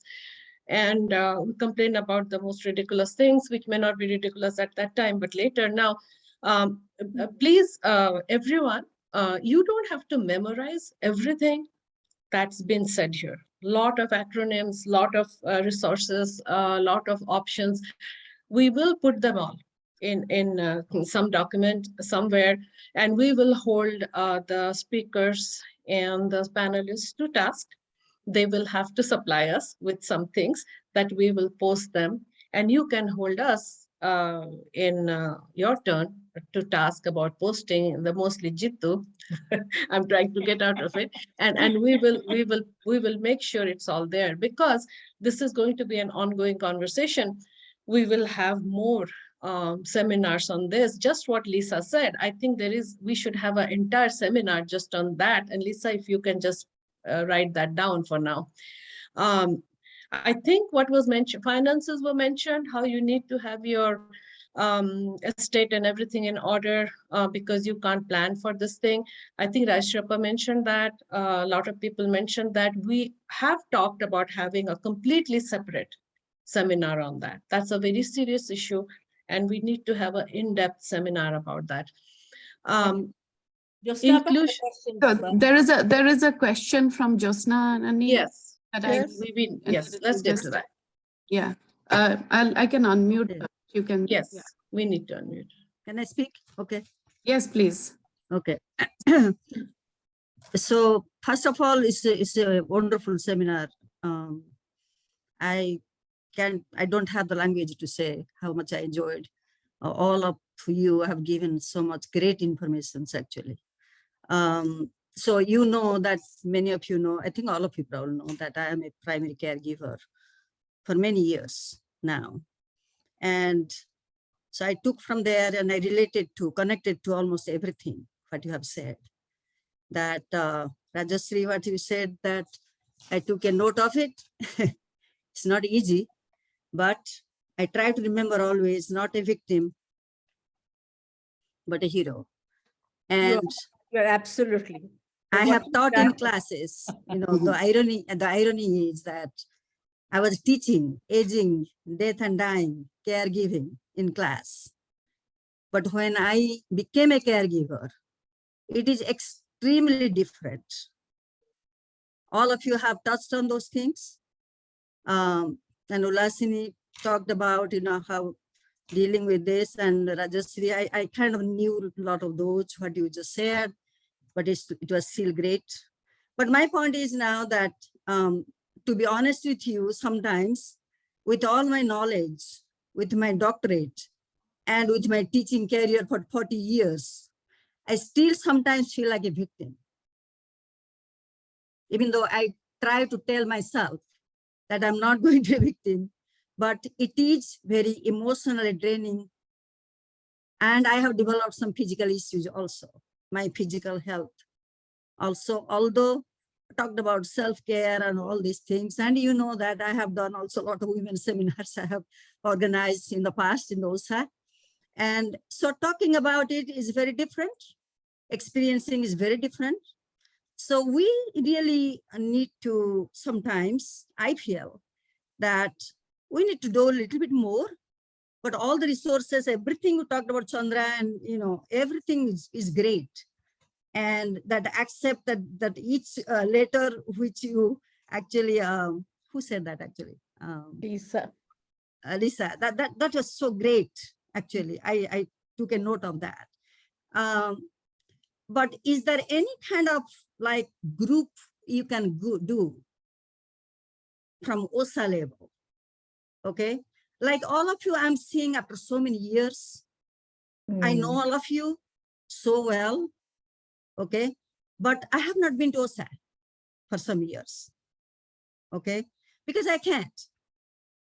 You can say that you can, but there are people are different, patients are different, financial situation is different.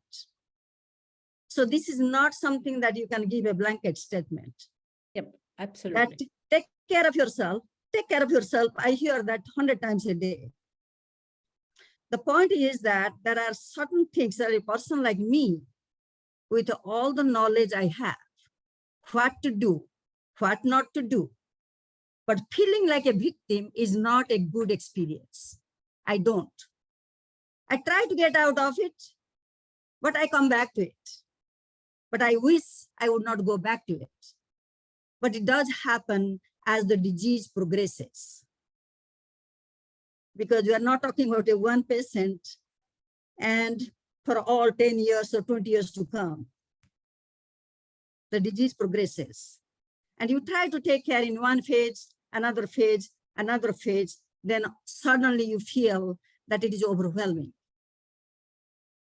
And that's the situation. So my question again, I'm kind of saying all these things to give a context. But the main thing is that OSA can probably do some kind of group. Okay, you talked about community center and our local and all these things, but OSA can probably do something like a smaller group who are interested parties, okay, to reach out to some people.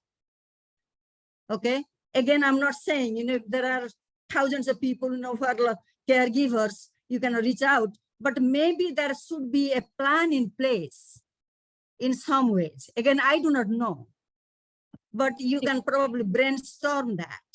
Yeah, That reaching out to somebody, because I would love to, I have some friends here. I talked to some friends in Huntsville. I talked to some friends in Birmingham. But the thing is, my husband and I, we are so much a part in OSA. Every year we used to go, every year. Yeah. And we miss it so much. That's just one thing I'm just saying. So basically, you know, if there is anything you can talk among yourselves, include me or whatever it is, but maybe brainstorm in some ways we can reach out. Hey, Josna, how are you doing? Yeah, we always want to influence, always think of you, but yeah, we should. No, I know that. I know that. It's nothing personal. Actually- Actually, I'm just saying that Yeah. if we can do You know, we something had in a group I think level. we have a discussion on building a support group where we can. That's what, like, we should Right. do some chapter wise, because Yes. I'm talking about my Right. area. We have a group. If something happened, they reach out. Okay, then I'm not cooking for everybody. I'm just reaching out people. Hey, let's do it. We made a small one. I'm going to request Okay. the president will come. Then chapter wise, they should. It will be Right. easier. Otherwise, yeah, I understand that. Right, right. Yeah, Yes. chapter wise. Yeah, that's Right. more practical. I understand that for sure. That Right. would be really Yeah. good thing. Appa, I'm Yeah. really appreciate you started that. Right. You should It's do a it. great, yeah, Instead of Right. talking. Yeah. Yeah. yeah, Jyotsna definitely. Nani, before we ask Minuti, Yes. we go to Minuti after this. Yes, you are absolutely right. And we Okay. are actually, Oh, we that's have the another point of panelist? this, I'm these sorry. seminars. Yeah, Okay, we do all right. want these seminars to translate into reality, to Okay. have support groups. And because it's easy to say, I want to help, but Mhm. that barrier between the person who needs help, that suddenly a wall comes up. And you Yes, know that yes. between the people who need help and the people who are there in a position to maybe help. So Yeah, I how was do we saying break that, you that know, barrier? I was Yes. basically saying, you know, to the local thing, you know, we do have chapter thing, you know, you find your own friends. But if there is any other kind of mini kind of group Zoom, like that can be Zoom, done, yeah, just yeah. brainstorm it. That's all. Yes. Right. And I'm sorry I Yeah. took so long, but No, No, no, great to that's see great. you. Great to see Mita, and Mhm. welcome everybody. Okay, and I'm Thank going to you. stop. Josna, thank you for attending. Thank you. Thank you so made me much. very proud. Thank You you. made me very Okay. proud. So And Meena, all of you, I you know, really wanted you to you attend to the cannot conference. believe how grateful I am just looking at all of you. yeah, you so happy. much. Josna, thank you. Mo Lina कहूतली गोटे quick addition, just बहुत भला discussion होची, very interesting also. Just quick one thing add करिया को चाहूँची ये discussion उपरे. जेमती नीतापा कहले, like she always reach out, like, you know, I'm from Maryland area and Nitapa is here. She's always willing to help and always reach out. And mo ये जिनसटा कौन पे add करिया को चाहिली, जे support group is a great thing. The question mo कहीं पचार थी जे आमे you know support group everything is good, but जेतले reality रे help पाई आसे आपण जेमती कहले support group is good, नितापा भी help करिया पे बहुत लोगों को पचारंती, but बड़े बड़े कौन हुए कि it's not about, even if you reach out, the person who is in need, they like their privacy, so they don't want like to be, you know, like kind of not invited much, they are into their privacy. So ମୁଁ ସେଥିଲାଗି ପଚାରିଥିଲି, is there any other way, like, you know, without even न जाइके, because बहुत लोक अछंती खाली जणे दे जण नाही, हमरी locality भी अछंती किछि लोक जो माने बेसी गुडे, unless you have that close relationship, they don't like to be, you know, bothered by anyone. So is the mukai पचारथिली, is there about भलो नानी राजश्री नानी कहले hobby is a great way to involve them so that they may get distracted a little bit. So ସେଥିଲାଗି ପଚାରथिଲି, I don't want to make it long, but yeah, that's what was my question for that. So Lina, thank you for your wonderful comments. Most of the time, Jyoti Samane, it is difficult if the person, actually the caregiver, doesn't want help, or at least feels that, you know, is shut in, right? So we have to make the inroads, either make phone calls, someone is there who is close to that person. गोटे recommend जो करी जो बहिटा that's- caregiver, ସେଥିରେ ବହୁତ गुडे worksheet type ର ଜିନିଷ ଅଛି, which the caregiver will find very useful. ତ ଆଉ ଗୋଟେ କଥା ମନେ ରଖିବା ଉଚିତ ଯେ care receiver, apart from the caregiver, the life रे, there are lots more other people who love him just as much. It could be his family, it could be a friend who wants to come in. So please let them in. That's what I did. I brought my sister-in-law from India. She came twice to be with her brother. And if I had, you know, I paid all her expenses, her insurance, everything, I brought her here. She wanted to come and she said 3 months each time. So I think it's important to know that you are not just that person in his life or her life. There are other people who love them just as much. So let them in. Let them in, and then only your life will become easier. And if the care receiver is lucid, knowing what's going on, he'll feel happy to have his family too. So reach out and get them. What also. I'm sorry. Yeah, sorry. I get the other. We're reaching for the 2 hours mark now, and Minati has been waiting Oh, patiently. sorry, Minati, go No, ahead. no. Did you want to say something else or? No, this is fine. That's all I wanted to say. Yeah. Right. Yeah. Minati. Minati, I you- just wanted to, I remember when we met for the year to decide what were the topics we were going to select for the workshop. One of them I was very passionate about, which I'm still very passionate about, and that ties directly into what Josnapa said Right. about having a central place to go to. And rather than the local chapters, having, and I remember you've already put that into the planning for I don't know when the workshop is going to happen, but I think apart from the local chapters, having OSA, having a separate group of professionals like a doctor and a psychiatrist and social worker, those kind of folks who are eminently educated to give proper information, having a core group to reach out to the person or the family in need, both of caregiving and the care receiving, and when a catastrophic event happens to a person. Mhm. Nothing is ever That's planned. actually true. Yeah. And that's why I wanted to say this is so important on what Josnapa touched on. Right.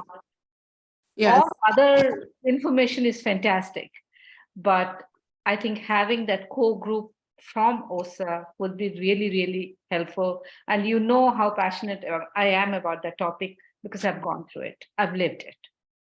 Can I add a couple great. of sentences here? Yeah. Now, we Yeah. had discussed about this having a small group, but and what some of you just mentioned there will be some resistance from the caregiver or care receiver.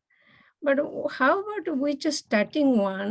Yes. For the people who are willing to participate, just like Jyotsna just said, so let us start with the 4 people, doesn't matter. Yeah. The words will get out. Yes. And they would say, okay, they are getting benefit, I may get benefit out. Yes. I can trust this group. Yes. So that's what, we don't need 30, 40 people. Probably we won't be able to manage so many people to start with, actually. So But, let's take a 5 people. Yeah, but Whoever willing. yeah. I mean, we're all here. There's so many talented physicians and experts and specialists among us. We could really use this group, and I'm wholeheartedly with you, Krishna.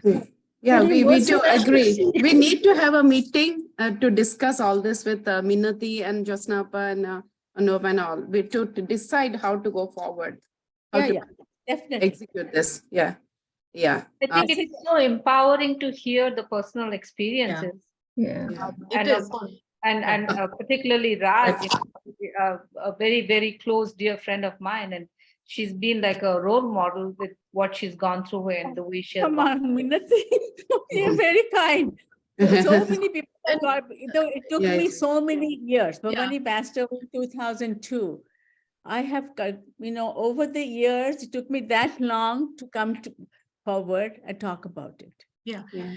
Ladies, one thing is we need to move on with a couple of more questions and vote of thanks. But please realize that we already have a group here. Yes. We are not waiting for 30, 40 people.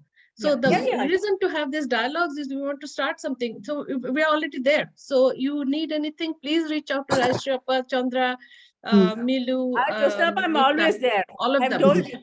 We have a group. This is the group. We already have it. Okay. Jitu, you want to ask the other questions, and then we'll go to Anuappa and vote of thanks. Yeah. And we will have, please. We started this with the plan that we will have more of these, because unless we have more of these and more dialogue, we cannot have anything concrete.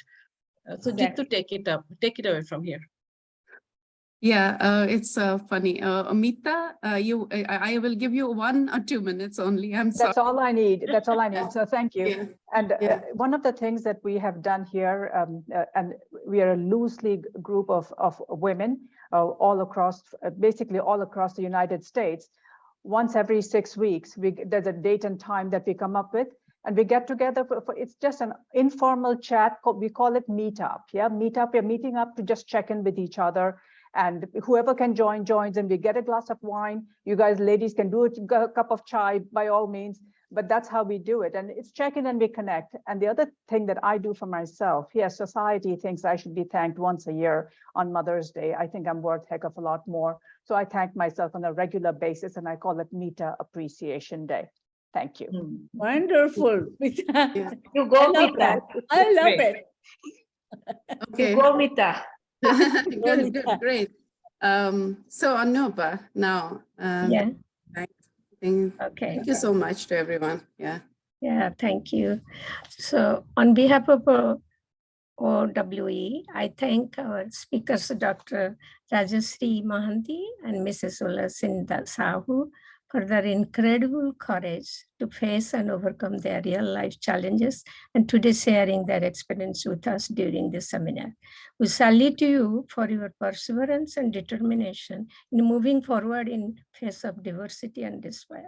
Your shared knowledge as caregivers is inspiring and empowering.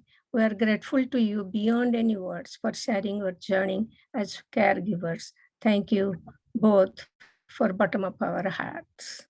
Thanks to our expert panelists, Mrs. Chandra Misra, Dr. Swapanila Das, and Nivedita Mohanty for providing valuable and very, very, very helpful information on this topic.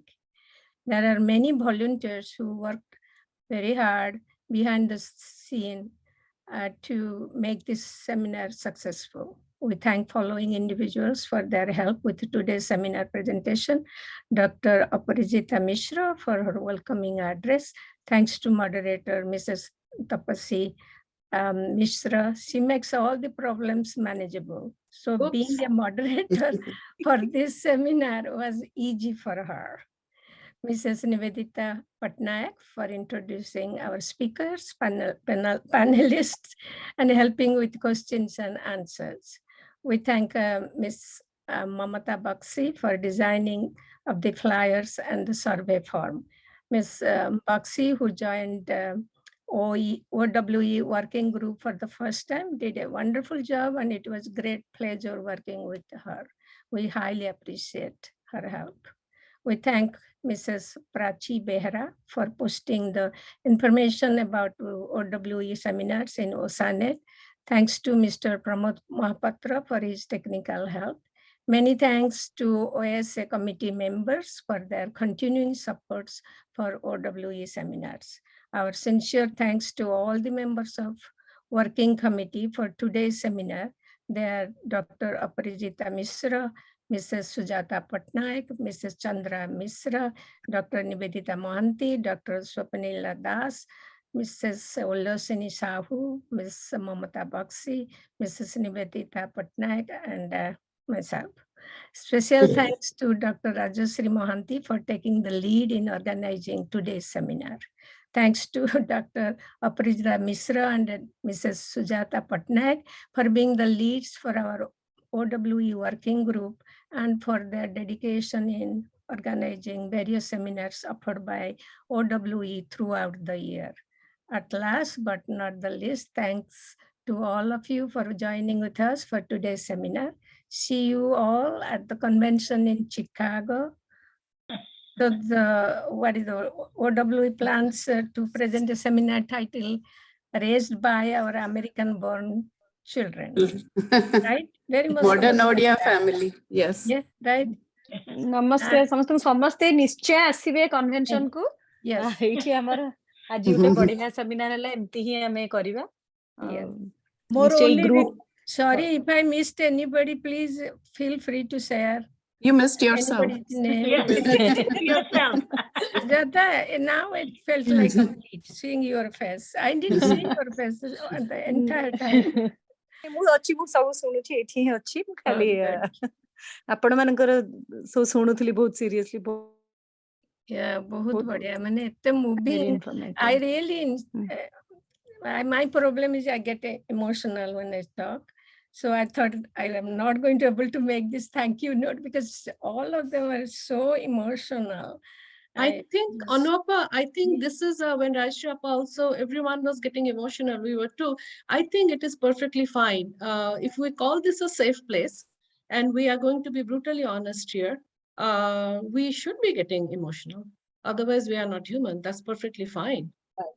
That's right. Thank you, We have to Tapasya. be See, I human, told right? you, didn't I say that she makes everything manageable? She I don't actually mind also, being the I, bad guy. I don't mind being the bad guy and just saying whatever. So, sorry if I, No, stepped on I any love your toes. spirit.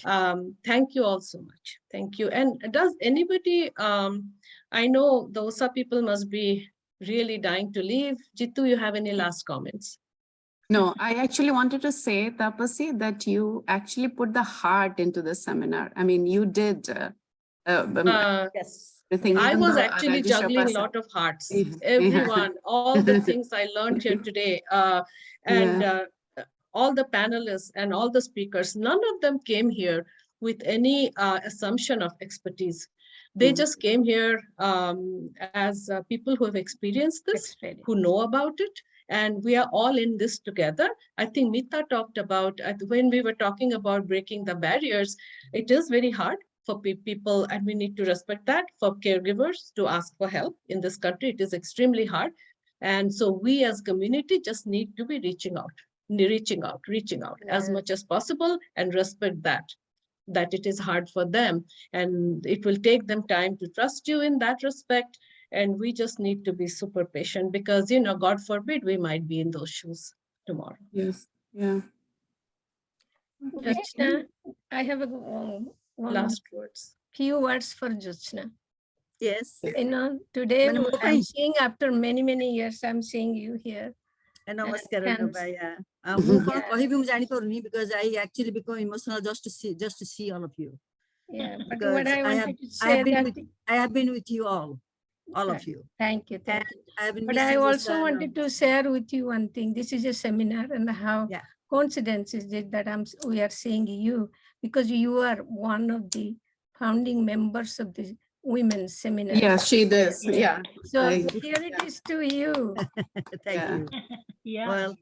Well, yeah, my God has given me something else to do now to serve, and so I'm more in service work right now. So, but I did the best I could. Nobody's perfect, no matter what you do. So I try my best. But you know what? All our friends, even though we don't go to OSA much, the last we went to Golden Jubilee, but I had to take someone to take care of my husband, so I could go. But the thing is that I miss it so much, actually, everything, because we have gone for so many years, ever since we are in America. And you were yes, integral part and of my husband was he was so much involved, and I was so much involved, but anyway, the bonding is still there, even though we don't go, but by seeing everyone, the memories always come back. And just good to see you, even if it's in Zoom, but it's almost like I'm seeing you right here in my kitchen, sitting in my kitchen. And my husband is in the other room. So from time to time, I'm just going to check up on him. So he's in the other room. And but it's great to see you. And also, I mean, this seminar is doing great. I have just one quick thing. I got this information, actually, Rajeshri gave me in WhatsApp, I think. Then my daughter, who lives in Atlanta, Nikun Mishra, she actually sent me. She always sends me whenever there is a OSA thing, seminar, all these things. She always sends me this, and particularly send me this, that Mom, you really need to be part of it. But before she told me, I said, well, I have already made up my mind to be a part of it unless I can't. But the thing is that, somehow I did not get, do you send an email or something? Yes, that is surprising actually. Yeah, because Yeah. she Time gets ago. it, but I don't have it. Maybe I have now a different, because I retired 2 years ago. And so I don't have that college email anymore, but I do Okay. have the Gmail, but I do not know. But maybe I can contact one of you, maybe Rajashree or someone, you can just put me. Yes, It's not a big please deal. do. Right. Yeah. we will.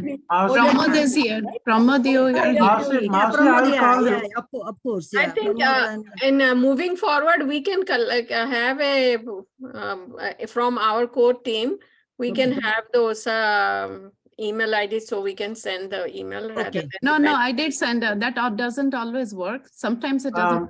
Mausi, Okay, I don't get it actually somehow, but So my Pramod daughter is always going to- gets it. She always Okay. gets it. I'm glad Okay. that she gets it and gives it to me. So it So doesn't Pramod matter is- really. I'll but- talk to you. I'll talk to Mausi. Pramodev is going to talk to you, and he's So here it Okay, is. thank you so Pramod. much. And this seminar is really great eye opener for me, and you did great.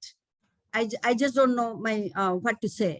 It is really great to hear all of your experiences, particularly, and of course the resources and the needs and all these things. But I heard about the resources more before. But the thing is that experiences are important. Just hearing all the panelists go through the experiences and just sharing those. These are really wonderful, and just keep it up. And I will always love to be a part of it as much as I can. Okay. Actually, we Because were at- thinking about you Yes. as a speaker. We did not at get this at this point of life, I sometimes do not commit myself too much, because it's unpredictable sometimes, but I try my best.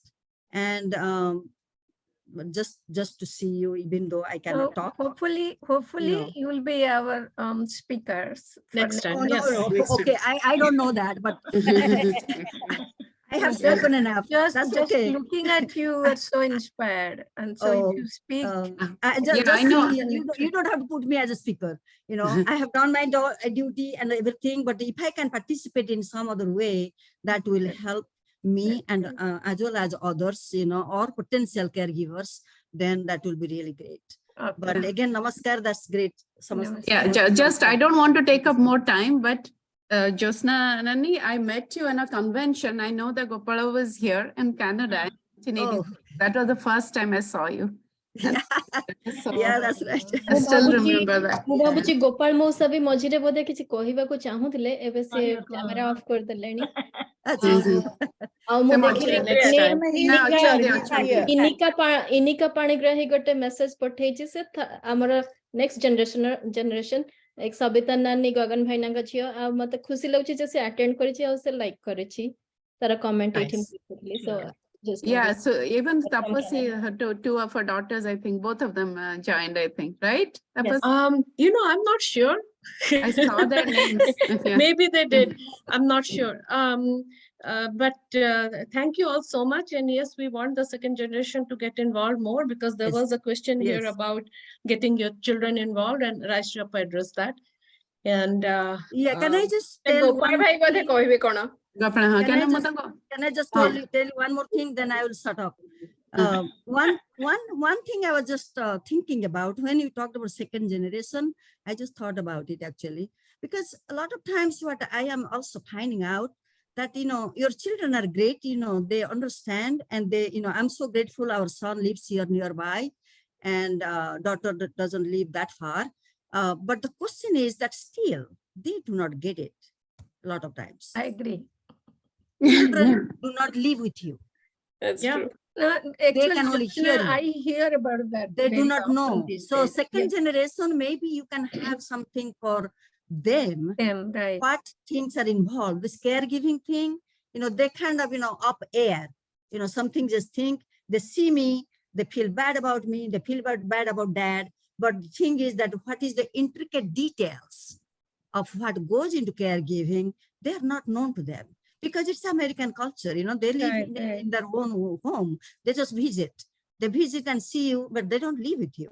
So that makes a huge difference. So maybe we need to do something for our second generation, not for just for me, but I'm just saying that, whoever, it for future.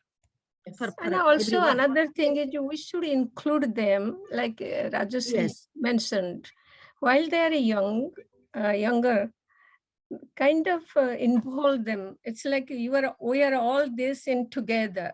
So they should share certain responsibilities. Yes. So that would teach them empathy, care, love for their loved ones. But our parenting, our generation, Josna, had been leave them alone, let them pursue the career, and don't disturb them.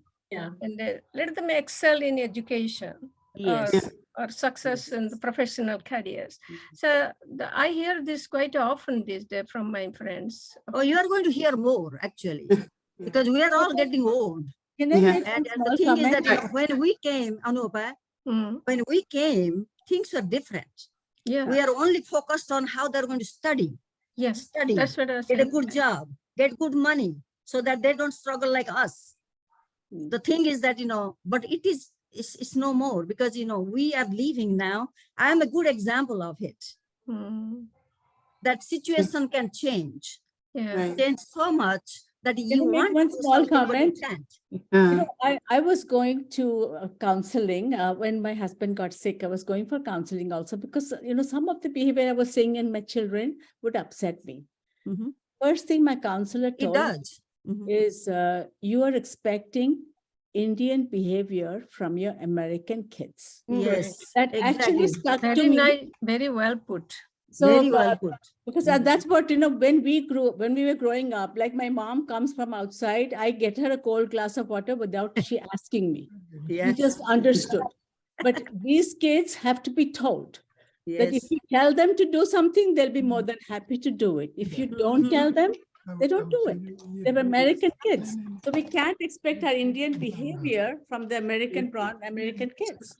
That's what my counselor told me. Gopal Bhai is waiting That's for why we- me to say something. I think Gopal Babu will say something. He has been waiting for something. Namaskar, Shri Prabhu. So nice to see Namaskar. you. Namaskar, Nice to Prabhu. see you. Namaskar, Samastinku. Prathame, when the whole topic is so touching, I mean, quite often in this culture or whatever it is, we cannot share our emotional difficulties with many. This was the kind of seminar that has opened, even if you are far away. I'm in Canada, in Hamilton, Rajashree in Florida, and where is Jyotsna? Jyotsna is in Alabama, and all this. I am observing here, probably, except Pramod, myself is the only male person. But my interest has been always the difficulties with women. Why it has been, I don't know, suffering of women from ancient time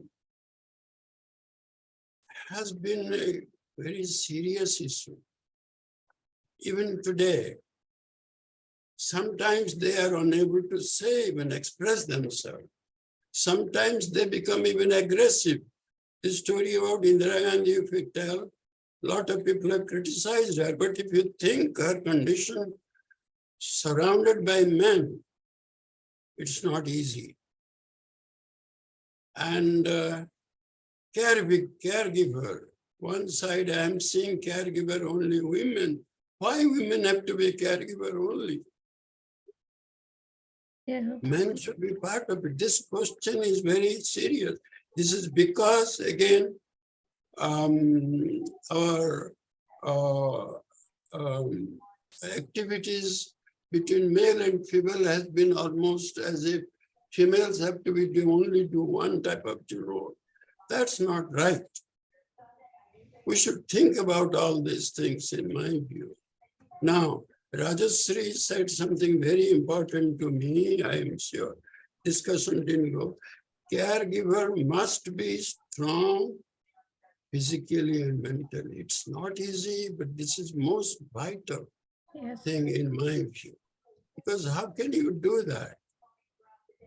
I'm so happy to see several people. One is Jyotsna has left, I guess. Jyotsna, is she there? I guess. Oh yes, she's there. Many days, बहुत दिन होला देखा इन्हें बहुत लोगों के अभिक्रम देखुची. तापरे मुझे कोई भी एक डाउन कोने इन्हें का should say.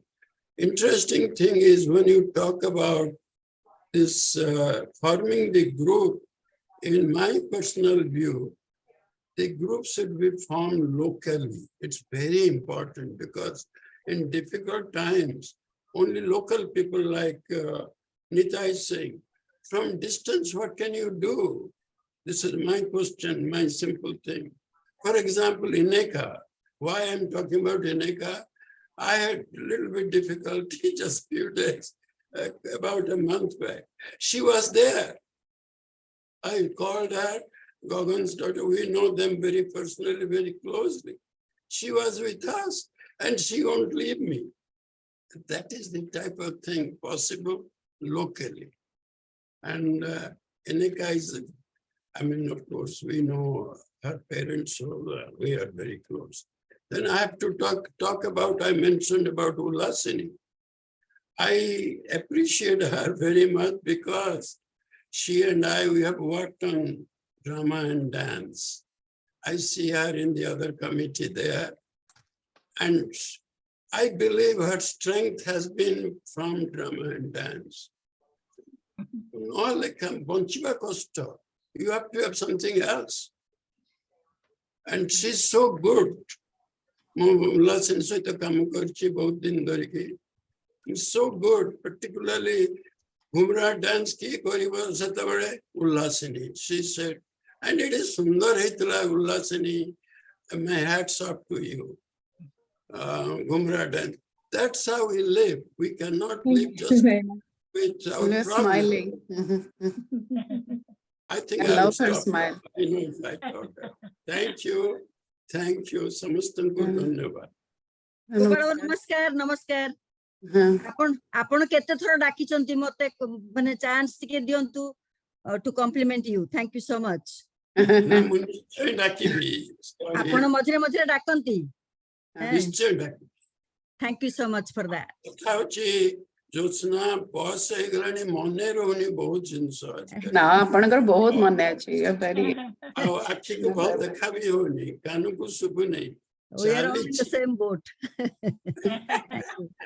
ଭାଇନା 15 ବର୍ଷ ତଳର କଥା କହୁଛନ୍ତି ମନେ ରହୁନି ଏଟା 15 ବର୍ଷ ତଳର କଥା ଭାଇନା କହୁଛନ୍ତି Now, to be fair, we also have seen, I have seen male caregivers as well. So we also plan to include them and this is the first one. And we are all, none of us is an expert. We are all still in the dark tunnel and, working towards light. So we are all evolving and we will be inviting male speakers. And I don't even want to call Ashrapa and Ulasini speakers, more like storytellers. Everybody, we want to hear the story. That's a much better term. We want to, no, you're right. Unless, because listening to the stories, that has an impact that nothing else does. Yeah, so, and thank you all very much for sharing your very, very private, the private details of your life. Thank you so much. We all have I to think just- Pramodଙ୍କର ଏଇଟା ବୋଧେ last with her, working with us in a Zoom meeting. Really? For the Oh, forum, really? right? Oh. Kind of ସେମାନେ Oh, we're going to After have the last seminar, more at a last meeting. No, such the convention go. We want to see you there. Yeah. Just for that, Pramod, we might have one more just to rope you Just in. to it would have been so Tapasivada, you said something I don't like. You said Osa people are dying to leave. I am not. I'm there sitting here watching you. Okay. Sorry, I take that back. I'm also OSA person. Yes, that's what I wanted to say. Exactly. We're not exactly. any outsider, okay? Yeah. No, we are not. We are all in there together. Yes. Yeah, Pramod, you are great actually. We Thank don't you want so to much, leave Pramod. OSA. Thank you, thank Yes. you. And when we create local groups, like the Gopal Babu Kahila, it is, yes, I get that. Local groups are important. I think we should also go a little beyond a small Odia community that we might have. Yes. Also, get Indians and other people and have that community, the resources. Yes. I Thank have you. Lasini has a Desi group, right? Yeah, they say North Carolina, we have a special need. Those are all Indians are there. Another one is my local Odia group. I do that. Like anybody sick, somebody had surgery, they connect me. Then I made a group and we are serving food them and going their house, meeting and all. That's a So small we- one. We're doing that. Yeah. So we have one person in the group now. Ineka is the one. Yeah. Hi, Ineka. Namaskar, Samasmaku. My name is Inika, or most people in the community call me Ini. But yeah, I really loved this seminar. Mane bahut bhal lagla. Like right now I'm working at a hospital training to be like an occupational therapist. So I see a lot of cases, like I'm from Canada, I didn't mention. I'm just Hamilton Rohuchi. And I travel to a hospital in a nearby city. So Gopalaja lives in Hamilton, so I'm nearby. And that's what he was talking about when I was with him a couple of weeks ago. But I see a lot of cases in the Canadian community, but it has been really nice today to hear a more diverse population. It's not just like everybody gets older. So why would the Odia community be any different? It's so amazing that we have this network to talk about those things, because I see it in a lot of cases here, but it's nice to see that like community we have a support network, and it's already happening, and people are there with that experience for us.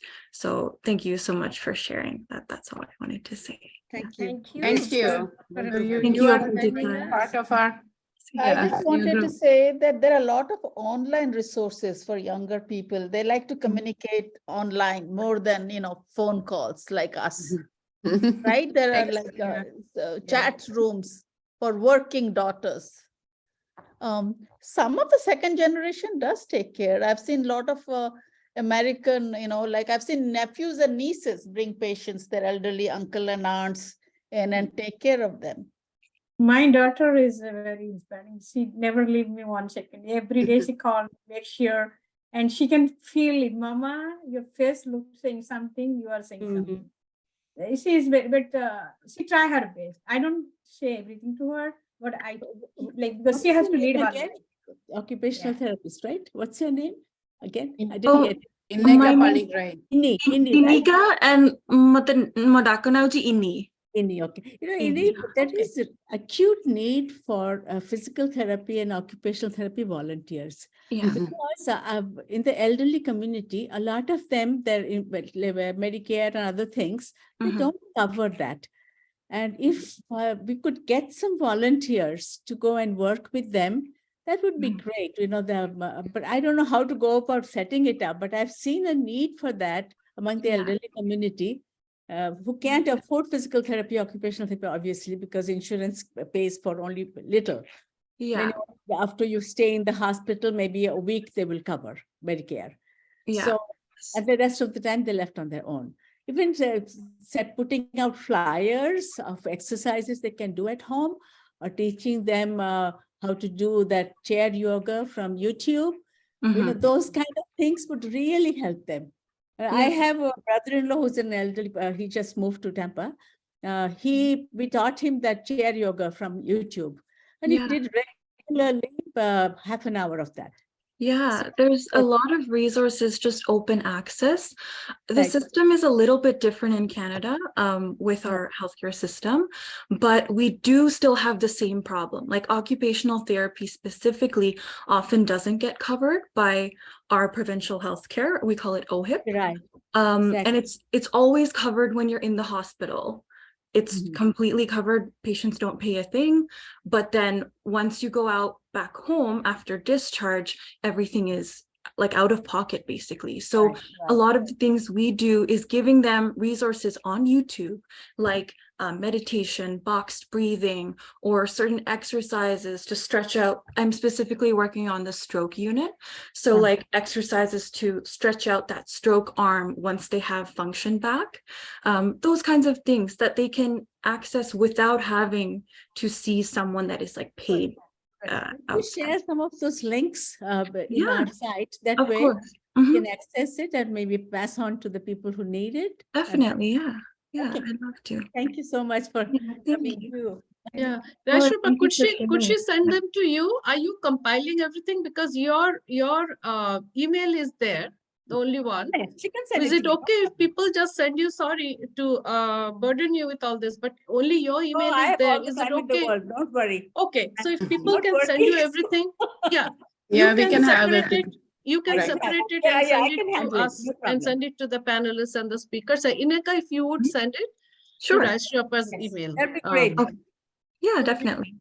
She Thank had you. the IT specialist. Okay. Okay, I think This is anybody, I know we all want to hang out, but and sorry, this ran over. This will happen with a topic like this. This is, you know, hour and a half we say, but this is serious, sensitive enough and important enough.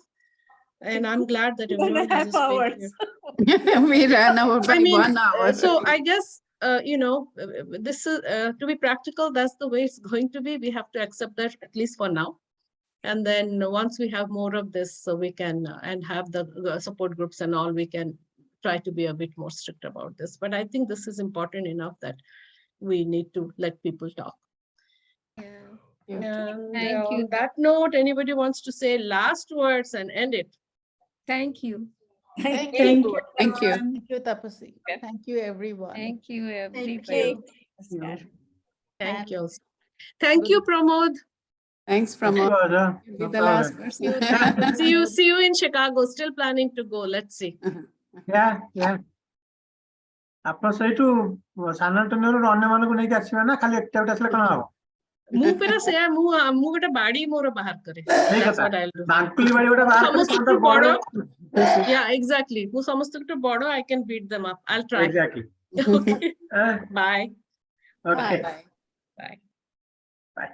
Namaskar. Namaskar. Thank you all so much. So much. Heartfelt. Bye. Wonderful end to the